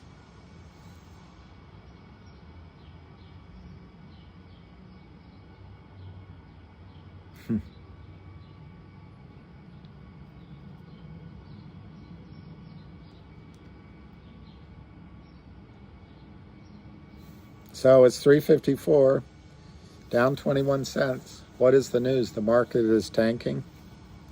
I don't know. It'll be in the paper tomorrow. But I assume the market is disappointed that the Fed isn't going to rescue it. I agree, Rob Rudy. We should focus. But right now, nobody's... Well, I guess some people are. buying more shares of GTII. But I agree with Lou. I mean, just to repeat myself, I didn't want anybody talking about finger, and now we're talking, you know, and you know, but there's things like XRP. I mean, there are other alternatives. It's just a fact, Jack. But I agree. I think number one, we haven't booked our profits yet. It's just all paper. So I just want to nail. The only thing I post to is $GTII. I want to nail GTII. I want to book. I want to print the trade. Print the trade.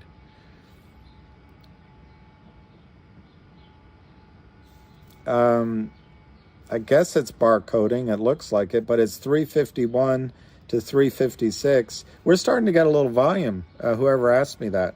It's now 394,000 shares. Let's see if that makes the price go up. 351, 356. My opinion, I just showed you that chart. You know, when you have that pennant, it's going to break out one way or the other. My opinion is up, but also you could, because of that little extra time to go to the very tip, it could be another 2 or 3 days, but we could get a breakout for no reason at all. We could get a breakout, and all of a sudden it's back to whatever that high was, 899.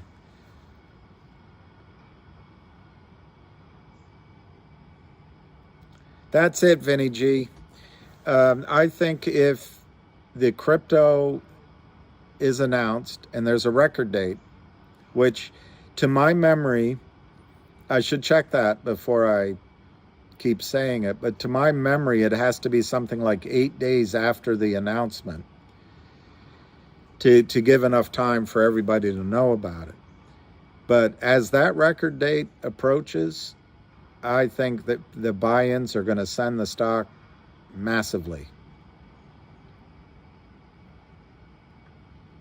That's pretty good, AAA. Good morning, Guerra Bros. 352, 356, 352, 356. We're threatening 400,000 in volume. Let's just see if there's some action. How many shares, Nano?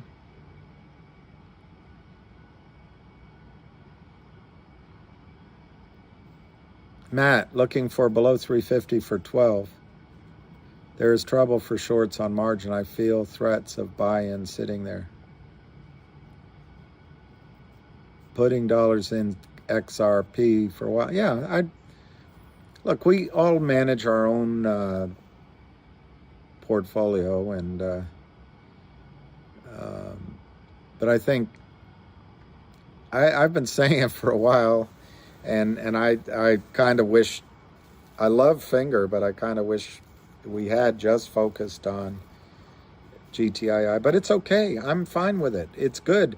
Each of these other plays, when they go up, it's going to bring money to GTII, or GTII is going to go up before, and it brings new people, new eyeballs. I think it's all good.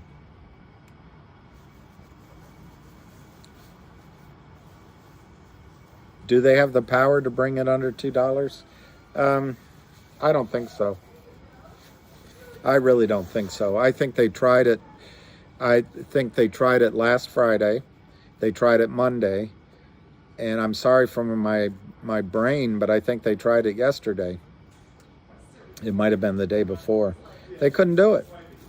And I don't see any reason why they're going to be able to do it again.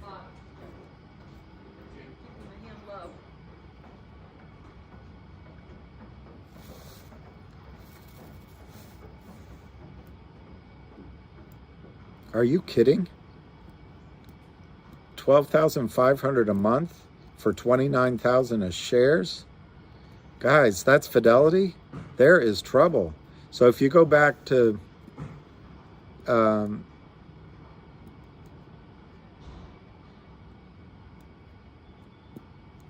averaging down, I mean, I've already admitted that I mean, I'm buying every now and then, but not with great amounts, because I'm fully committed to GTII.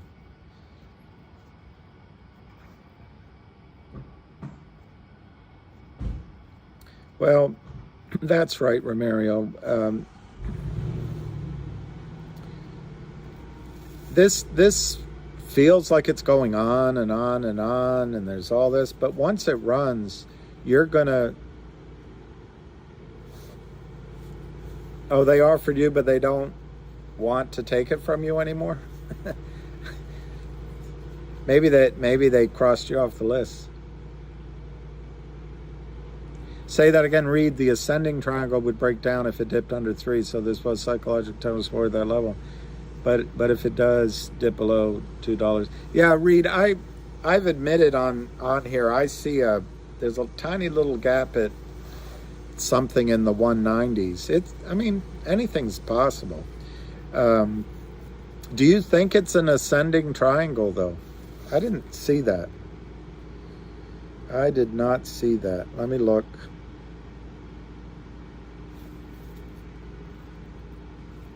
Oh, Kramers and Lind, other people like them, hundreds. It's devastating. I think they destroyed. I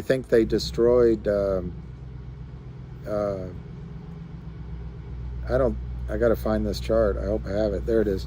I think they destroyed so many companies, so many industries. Is that an ascending triangle? It looks kind of eek what a beak to me. It looks kind of... It doesn't ascend or descend.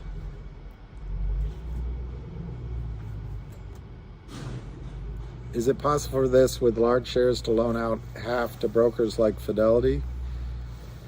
I think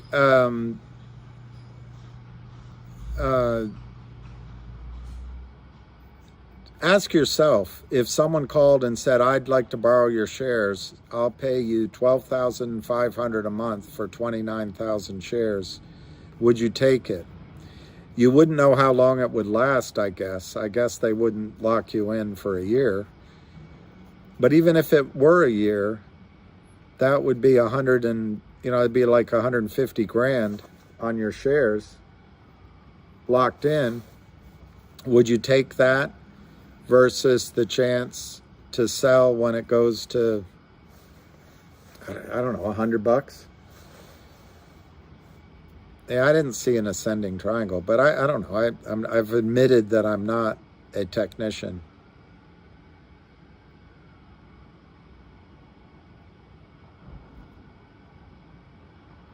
Very funny, Northwest Securities. Oh, and you might not get them back. Yeah, maybe. I just don't think people are going to lend their shares. I wouldn't take the deal. Steve Gem, what's first trade in the UK? Is that a place to trade GTII?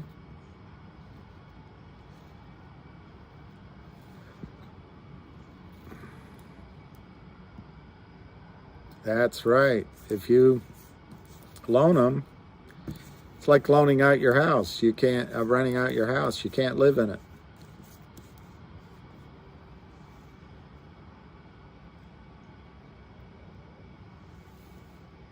Zizu, I'm good. How are you?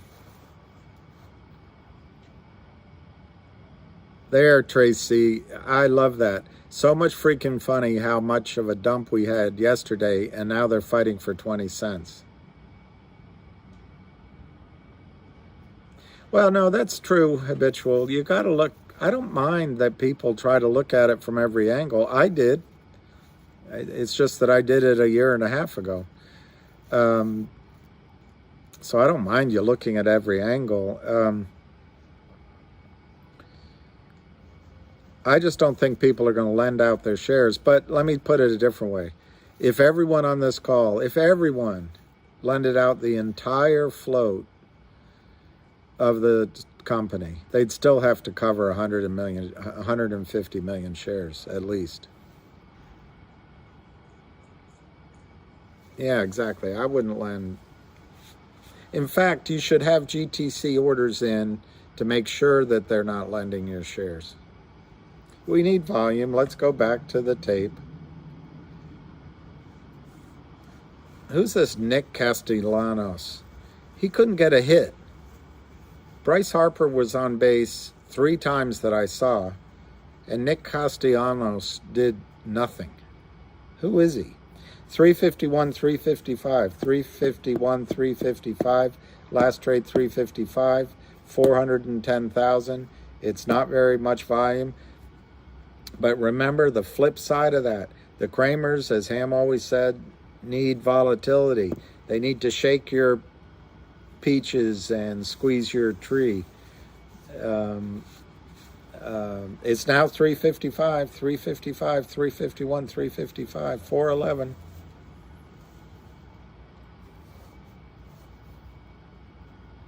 Yeah, no one's called me from my well, that I know of. I don't usually answer calls I don't recognize because you never know. And they put my phone number out on the thing, so anyway.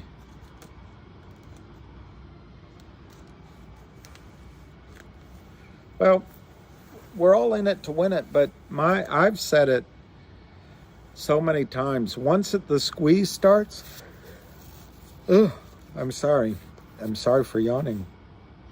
There's not, sell it at any price you want it. There's nothing holding you back from selling it at 20 and 50 and 80. You don't have to go for the moon. It's just, I want it to break through so you can experience what it's like, and then you can sell whenever you want. But sell now if you want to. I'm not trying to, I'm not the boss of you. 351, 352, 380 by 4,000. So whoever said they're trying, which song did you like? What song is it y'all wanted to hear? 351, 352. How do people remember all the words of all the songs? I write the songs. Which Jefferson Starship song did I reference? I can't remember. I write the songs the whole world sings.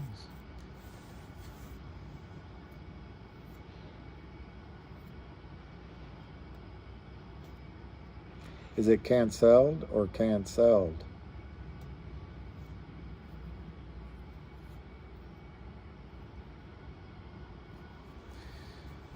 I can't tell. I get lucky on the sides. People say I'm a dreamer. Time for me to fly. Let me see, Finger. It's weird. I tell you guys, it's weird. It's like they trade both simultaneously, and it's not just now. It's been going on for a while. 652, 655, 160,000. They're down 33 cents. The Miracles. I like that song, Miracles. I like that song. And if I just quoted it, maybe that's why.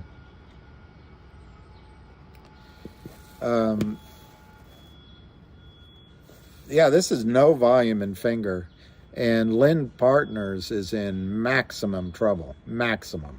And so my guess is, just like I was giving that long disquisition about what Kramer does and sell and sell and sell, and then we run out of money, and then we all sit here and it's like, ugh, so it goes down. That's what's happening with Finger. And my guess is they're trying to keep the price down so that their investors aren't terrified. And I believe that guy, John, what's his last name, from Australia, the rich man, is part of their team. But it's such a common name, it could be someone else. But you know, they're in such a horrible position. They're probably talking to banks. They're probably talking to other funds to get some help.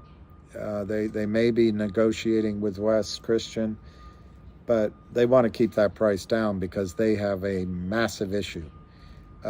Just like GTII. GTI, the Kramers have, their whole life is going to change. So, and it could happen this weekend. The squeeze only happens, I didn't see the rest of it. That's in it, Jay. Jay, that's good. A sinner without salvation. That's a good point, Brian. There's no element of surprise. I don't know. That's what I think. The other Jay, I think in the case of Finger, I think Finger's attorneys are not in cahoots with them. And they're probably some powerful Wall Street type attorneys. I don't know who they are. But they're saying to him,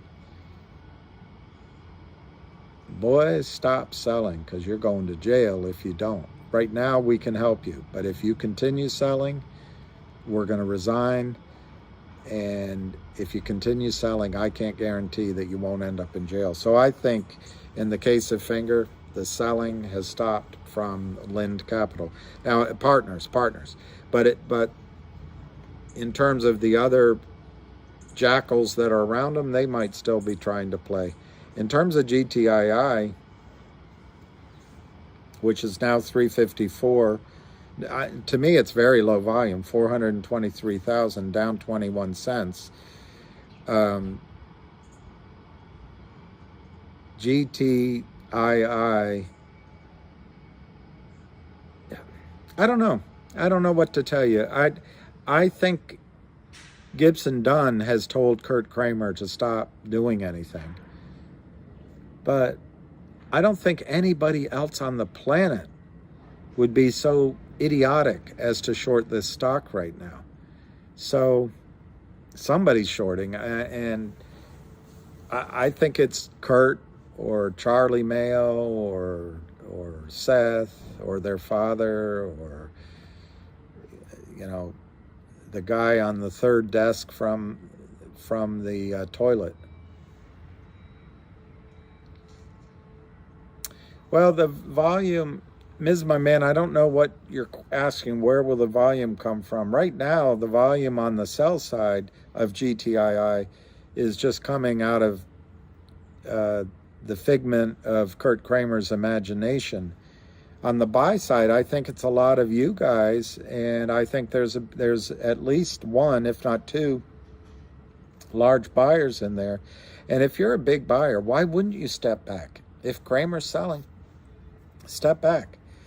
On the way up, where's the volume going to come from? The volume, it's so hard to explain, I guess. But when you're on a desk, a guy like me, I've got my clients. I've got me. I've got the compliance officer, probably 2 or 3. I've got the branch manager. I've got the assistant manager. I've got the operations manager. I got the wire room. And I've got the annoying sales assistant. No, they are not annoying, but they always got to do this, do that, do that. And then you got the regional manager that pops in. And for some of my career, I had the president of the firm, the chairman of the firm. So when you get in trouble and the client isn't paying, there is all these stress points.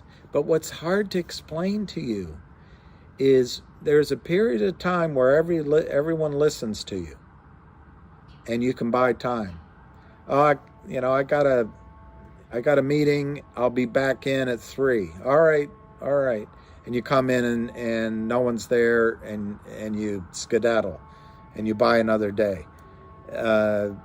You get in late, so you don't receive any early morning calls. They have no choice but to tell you around 10:30 because you got in late. And then you're negotiating first with the wire room, then with the margin clerk, then maybe with the operations manager, but certainly with the assistant manager or the office manager. And by the time you do your dance around all of them, it eventually gets to the compliance officer or the regional manager or the rock center. So it's outside of the office. And they don't know you from Adam, really. They know a little bit about you. Oh, God, it's so loud. So then they make a decision, and they say, Mr. Ferrand, if you don't get that money, if your client doesn't get that money in by 1:30, I'll give you to 1:30. If it doesn't come in, he tells the operations manager to buy in the account, and it's out of your hands. So where does the volume come from? Oh my God, the volume's going to be enormous. It's going to be enormous. First, it'll be, in my example from earlier, Fidelity will be buying shares so they don't commit fraud, so they can qualify, their clients can qualify for that digital coin. If Fidelity is first. But then like that movie Trading Places, everyone's going to see what the Duke brothers are doing, and they're going to say, hey, it looks like the Dukes are buying, and they're all going to start buying. TD Ameritrade, the trader that's down in Fidelity, they're going to talk to their friends. They're going to call, hey, I'm trying to buy 10 million shares, and it's going to get over to Ameritrade. And once it gets to Ameritrade's we better buy. And all of a sudden the volume, just from the brokerage houses trying to buy to cover the digital coin, is you're gonna go, wow, where did that come from? It's not gonna come from you. It's not gonna come from a whale. It's gonna come from the brokerage firms. It's gonna come initially because they have to buy shares so they don't commit fraud, to make sure that, and they're already doing it on the dividend from a year and a half ago. But then, as the price goes up, Alpine is going to be in so much trouble. Alpine is, I think, a crooked, sloppy, complicit prime broker with the Kramers. But they're not going to be able to hide that they're in trouble. And then FINRA has no choice. FINRA regulates them. FINRA will have no choice but say, hey, boys, it is a boy running it, a blonde-haired guy. Boys, you're out of compliance with the ratios. Either bring in more money or close out those positions. And when that happens, the volume comes from the Kramers themselves. It comes from the Kramers themselves. They might have more than one prime broker, but my guess is most of the crappy shares, the shorts, are sitting in Alpine. And then it's the 200 million or more shares that the Kramers have been selling without feeling and with robotically. A meathead could do it. Literally a meathead could do it. Kurt walks around and they buy the fancy cars. A meathead could do what Kurt Kramer does. So all of a sudden, the meathead's on the other side of the transaction. A meathead could buy all of the 200 million shares Kurt Kramer sold.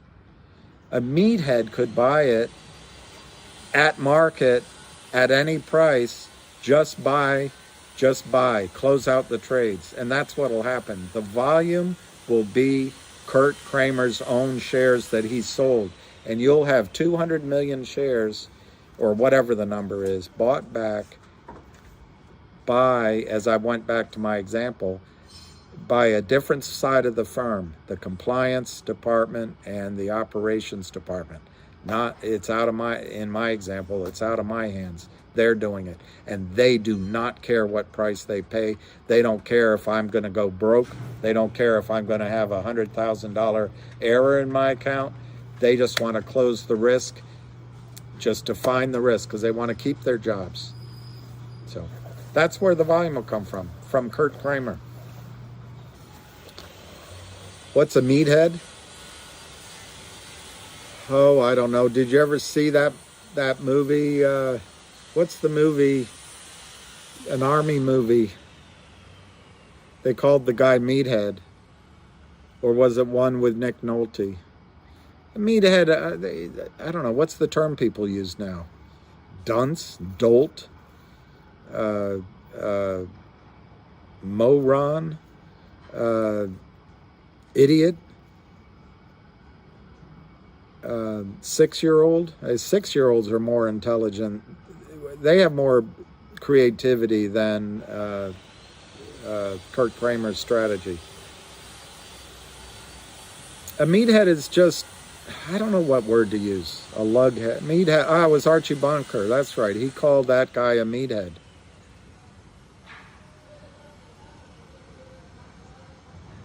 Archie's son-in-law. And he still is a meathead, isn't he? Reiner? Somebody Reiner? He's still a bit of a meathead. What's his name? I forgot his name. Whenever I hear him talk now, I can see why they called him a meathead. Rob Reiner. Mario, could GTII's price potentially work its way back under $1? I don't think so. I think the caution that, I'm trying to remember who said it just now, is right. You could always get a temporary sell down or spike. We've had them before. And, you know, if there's no buying, or if there's stop loss orders, or if, you know, it could spike down. Absolutely. But I don't expect any of that to last.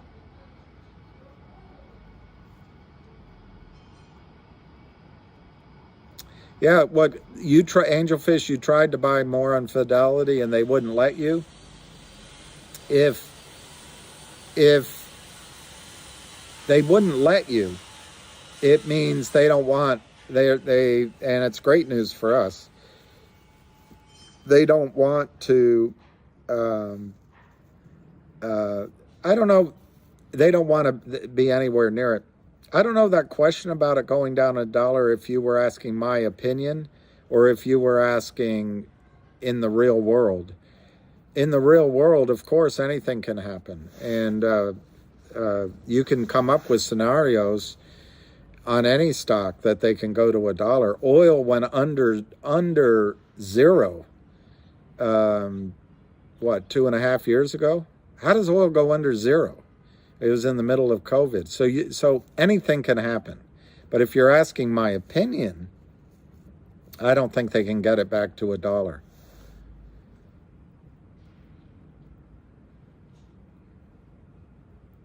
That's just my opinion. And that's my judgment watching it.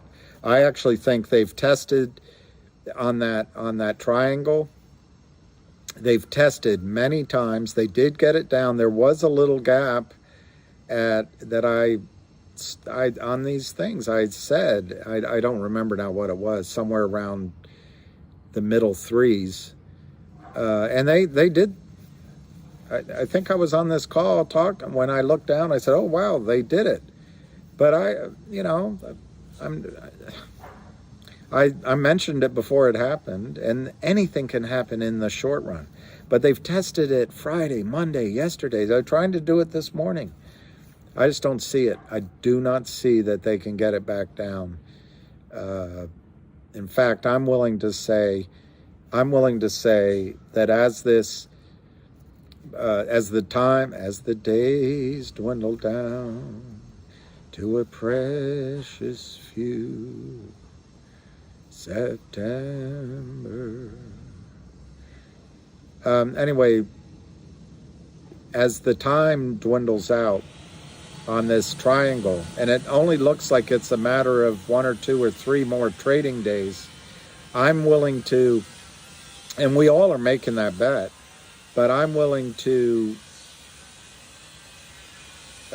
project that it's going to break out to the upside. Now, pennants can always break out to the downside, but I think because they've been testing it so hard and the tests have failed, I think the breakout's going to be to the upside, and it's going to be massive, massive. All of the weak hands and the resistance when it ran up to $9 almost, that's all been churned out. So I think when it breaks out, it's going to scoot right past the $8.99 price fairly quickly. And obviously this is all my opinion, and it's also not financial advice. All right, I will. I know I said it last week. I know I did. The risk to everything I say is time. But, you know, I would prefer not to make any projections and just deal with it on my, as they say in the South, my own self, because I've been through this before. I can deal with, it's not the hope, Laura. I can deal with the hope. No, it's not the despair, Laura. I can deal with despair. It's the hope. But I can deal with the despair of, wow, they offered $12,500 a month and they keep 40% of it if I lend out $29,200. Wow. If they keep, that's amazing. I can't quite figure out what's in it for you. So my point is, you're hearing what the predictions I would make to myself, but just so we're clear, there are no guarantees. If you want a guarantee, go buy a toaster.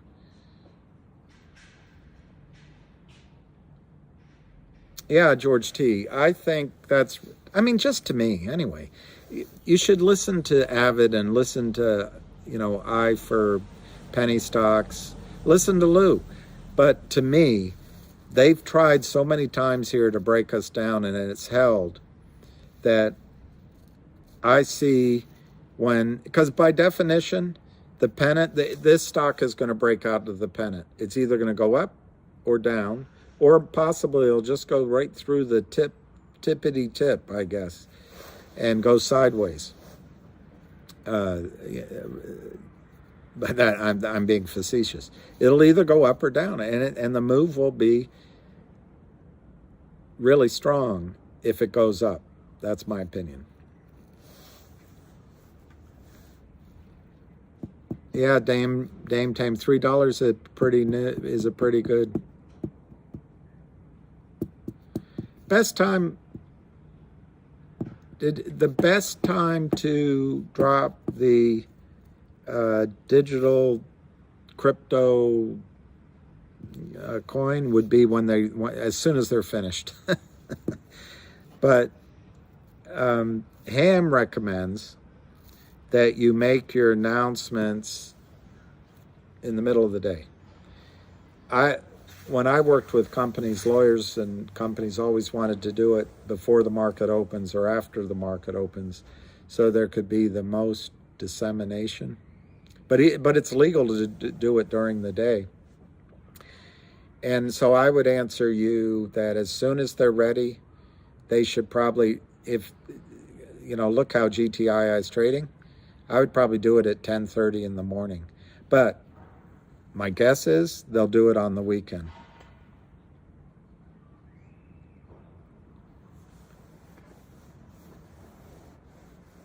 When's the coin? I don't know. Lou was saying that he was buying his shaving.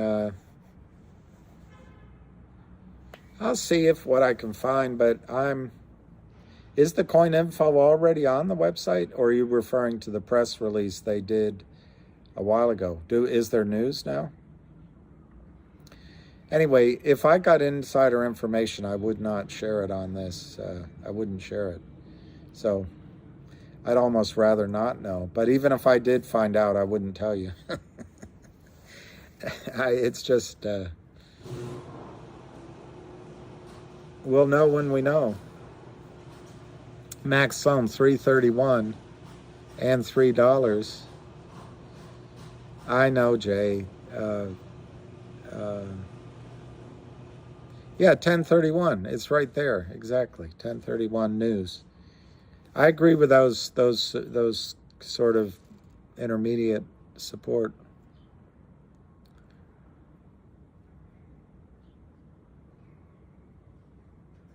Yeah, that's it. Alt 5 Sigma also. Alt 5 Sigma was the one they bought, and then they were trying to issue a coin. So the reason I think, wow, look at that. It goes from 352 to 342 on 100 shares. Yeah, we're going to have a CC rider. I liked Elvis Presley's CC rider. Of course, he only sings part of it.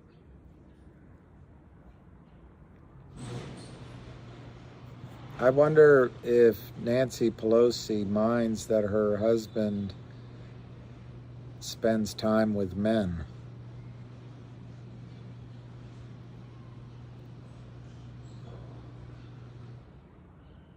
But then again, she spends a lot of time with men too.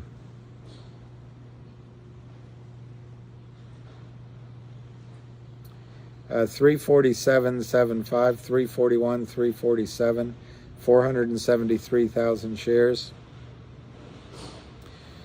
All right, so one more minute or so, and we're gonna take a lunch break. She would never. Yeah, I don't know. Something wrong with her. Jack Daniels, Jim Beam, Johnny Walker. It's pretty good. It's pretty good, Eric. Pretty good. Cat's away. Paul will play.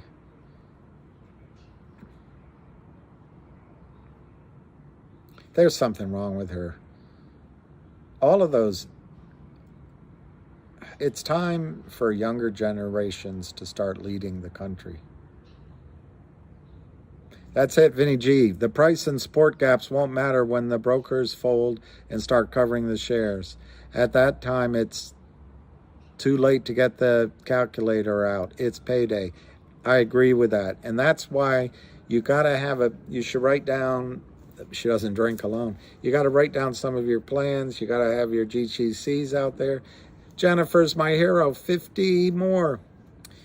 All right, so I think you can change your life with that, Jennifer. You can change your life. I sure hope. You know, that's nothing would be make me happier if all of you just got rich as you can, and or you know, just comfortable. Don't get greedy. Just get comfortable. There'll be other plays, as Lou says.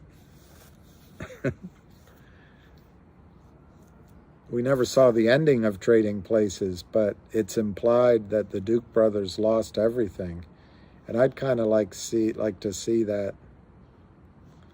Hey, Zan Ham is the guy that does the conference calls, and he's also on Twitter, so you can go to @HamShortKiller and you can just read all of his stuff. Where's Clarence Beeks?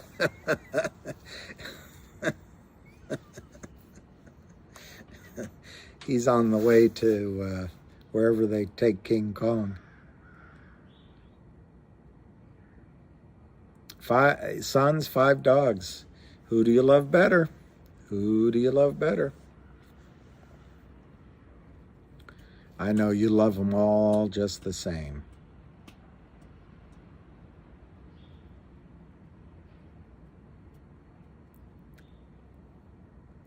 All right. Yeah, cattle ranch would be great. I'd love to hear. That would be fun. You know, that would be a good idea. I'd be willing to do a live podcast from everybody, what everybody does with their money, whether it's a ranch or bakery or a dog shelter or something. It'd be fun to catch up and see what everybody does. I love it. If you got more today, I love it. My son was fresh last night, so you're happier with your dogs. Yeah, darn it, MMTLP. The one decision. You got to trust your instincts. 760. All right, I'll give you, we'll write down MMTLP, 760, 385K. We'll write down CRTD, and that's 75.49. Who trades that? And it's 566K. And we'll write down finger, which is down, I guess. Yep, down 25 cents. So finger is 660, 171,000. It's just not very much volume. And then we'll finish off with the main event. Let's not count those chickens. That's right. I'm not writing our NVA. So GTII last trade 347, 474,000, and it's 1234. Jennifer, I have a weird good feeling about this weekend. That's the kind of thing. That's the kind of thing. I like hearing that because you're processing information. You're not blabbing like I am, and that could be good. That could be good. My ideas on the coin for GTII, I've said, I don't think. Wow, Dirty Mayo just said that CRTD might go upstream next week. Yeah, definitely. Dirty Mayo is mensch, if that's the right word. But Dirty Mayo, definitely a good man, and you can trust him. He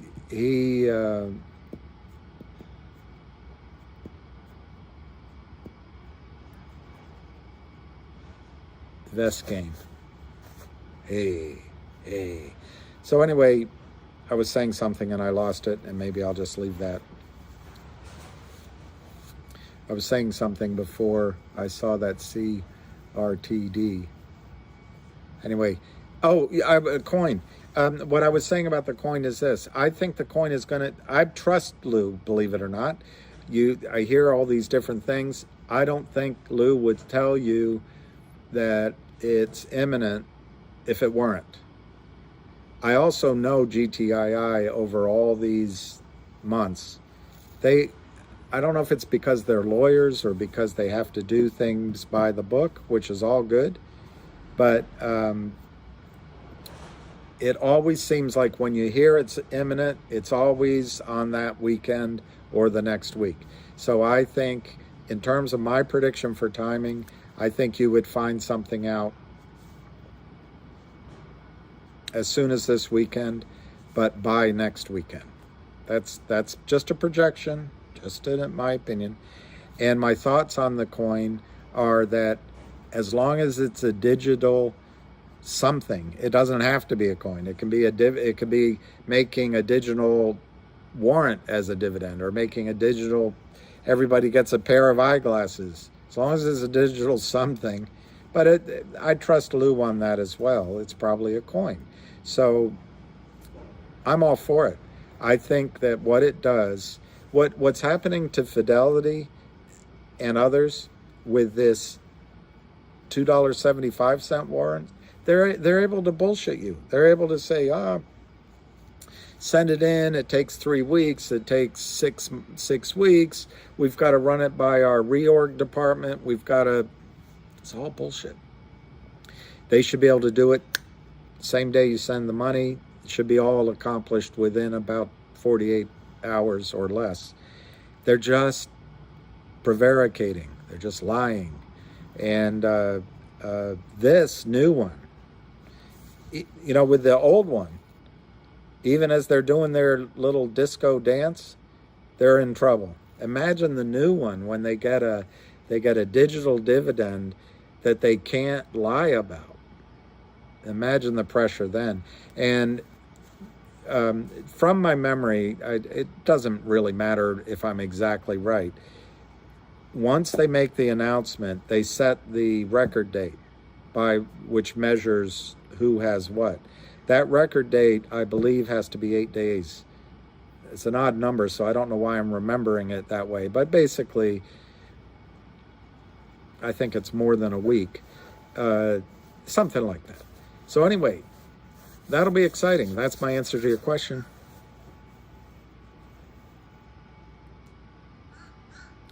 I heard it through the... Avid posted the TD Ameritrade. I didn't see the rest. Number 7 is a good, lucky number.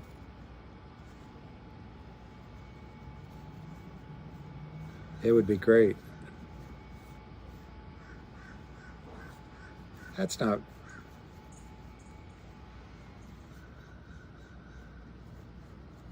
I'm not going to repeat that one because I'm not sure that's... Ameritrade couldn't provide their book or a timetable on when it would be available. Upstream is this... I think it's www.upstream.com, I think. But anyway, it's an exchange that's essentially offshore, and it's blockchain. And I think it's brilliant. I think it's absolutely brilliant. And it's a way to do what GTII is going to do, is issue digital assets.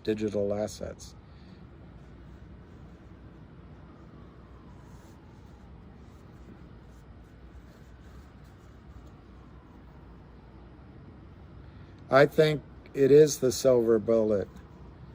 Vancy, whether I buy more or not shouldn't affect your opinion, but for me, you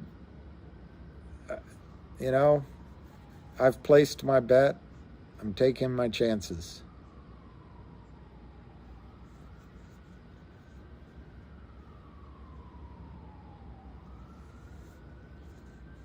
Yeah, the baby whale status. George, that's, you know, I think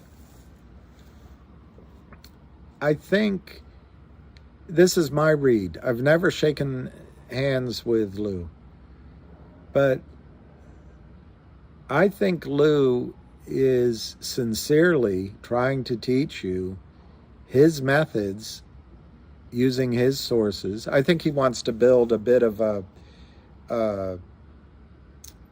what do you call it? You know, a little bit of backing. You know, it's good to have a little oomph in the financial markets. So if he has a group that are going to listen to him, then you see deals, then you see opportunities. It's all circular, but it's all very positive. And I think he is sharing sincerely what he would do himself. That's my opinion. And so it's good. How can I say that? I don't know, Wolverine, why. I don't know enough as to why you would ask me that, because I guess I just don't know. Maybe he's trying to be a mentor. Maybe he sees an opportunity. Phillies. They got to get up off of the back, though. That's right. It comes out of basically basically what going to Upstream does. They can't lie anymore in your accounts. Right now, everything you bought, I guarantee you, everything you bought as GTII is just an electronic entry of an IOU. It's a Xerox copy of the car title, so to speak, as Wes would say. You don't have anything in your account except the promise of fidelity to honor their IOU. That's all you have in your account. by doing upstream. They can't do that. They can't play any games. Just go with this thought over lunch. Company after company after company, and GTII's been trying for 2 years, Ham's been working at this for over 20, have been screwed inside of the American financial system. America, United States of America, most powerful country in the world, wealthiest country in the world. And in order to get fairness that Gary Gensler is talking about, we'll leave no stone unturned as long as Kim Kardashian is beneath it. For fairness in the marketplaces, the only way a company can get it is to go outside of the United States financial system.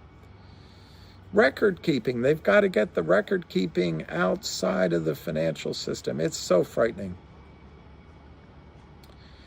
GTII, Vancy, CRT, I don't know if Finger's going to, they're a little bit slower in their decision making, but I think Finger has enormous catalysts coming, enormous, 2 or 3 catalysts coming. They won't even need a digital dividend for that to go. Glasses in the brick.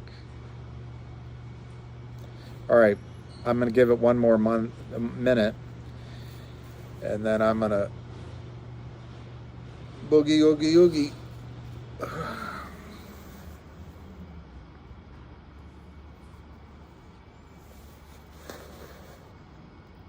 I'm glad you made all your losses back. I've said them before for Finger, but and I'm sure you already know them, Vancy, but Finger has brought in a lot of money. So they've got to announce their quarterly at some point. And what they do with that money is buy discounted. They're one of 3 players in China that can buy from essentially the government, but China Telecom or wherever they buy them, they buy minutes at a discount. And all they need to buy those minutes is capital. Well, all of a sudden they've got capital. So they can expand their revenues many, many times, massively, I would say, based on the fact that they can invest this money in a sure thing. You just go buy the money from, they buy the minutes. I don't know what it is. You buy them at a 15% discount. I don't know what it is. And then you sell them to the Chinese consumer, billions of consumers, at par, at 100. And then you do it again and again and again and again. And China is like the rest of the world with phones. And in the United States, we do monthly plans. Most of the rest of the world, you have a top up. You top up your phones. Everything is topping it up as you go. There are some monthly plans, but most people top up. That's one, Vancy. Secondly, Wes Christian was hired, as you know from the press release. So there is legal pressure on the short 112 million shares shorted in Finger with 10 million shares in the float. That is a catalyst. What are they going to do about it? At best, Finger can agree with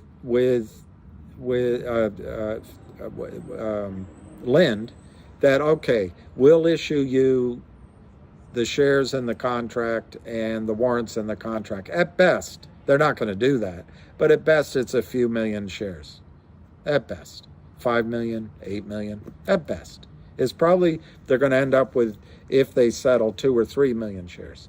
But that still leaves 100 million shares to cover, Vancy. There's 10 million in the float, but the float is actually around 3 million. It's massive. Now that, if they came to a settlement, that would be announced. But guess what? If they don't come to a settlement, that might also be announced. That's a catalyst. Because anyone with the ability to leave the emotions down here and just add up the arithmetic, that's a massive thing. So any announcement along those lines would be a catalyst. and they continue to, they announced a deal with an insurance company 2 or 3 months ago. They continue to work on bringing in transactions that make use of their big data capability. So I can't say if or when that would happen, but that also could happen anytime. They go to conferences, there's updates, and there's research in Finger. So there are so many catalysts in Finger, Vance. And Lind is no longer shorting the stock. They're in trouble. I also think the biggest catalyst in Finger is the fact that Lind, they're, in my judgment, as criminal as Kurt Kramer, but Kurt Kramer is on the cover of Short Sellers for Dummies. Lind is uptown with all that implies for who you hang out with, and you don't want to be embarrassed. But they also have assets under management they don't want to lose, and they don't want to lose their reputations. So I think Lind is going to cover. I think you're going to see the difference between Kurt Kramer sitting down when Reichman bought back the note. Kurt Kramer had a decision. Well, let's eat our loss. Let's buy it back. We can always cheat and steal and rob, and it might take us 18 months to get back to even, but we can stay alive. Kurt decided, no, let's just press our bets. Let's keep selling. Let's keep breaking the law, in my judgment. And then he only made the problem worse and worse and worse and worse. Lind is a different character of criminal, in my judgment. They're going to cover it. They can look down and say, you know what? That's my opinion. Let's just take this loss, as massive as it is. But I bet they're right now sitting around the conference table and over the weekend thinking about how they're going to do it. They may be negotiating with some big fund to bail them out. They might be trying to create some, I don't know. They're because it's NASDAQ and things, they might be trying different things. The stock is still going to explode to the upside, whatever they decide to do. They are going to take a massive loss.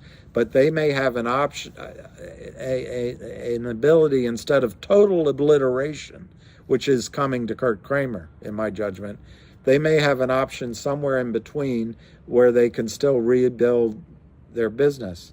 And I think the difference is Lind will buy, after they make their basic negotiation, they'll buy in their losses. They will not trade their error. They will fix it. It'll cost them dearly.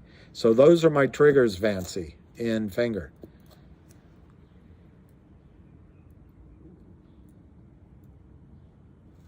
And nobody knows it behind the scene. And nobody knows it.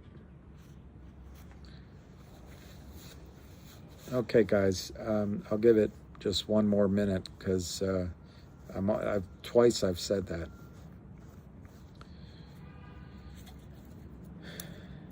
And all right, it looks like it's slowed down. So anyway, we'll see you after lunch. And there's a ham call today. Listen to him. He's much, only the shadow knows, he's much better at it than I am. And listen to Lou, and listen to Avid, and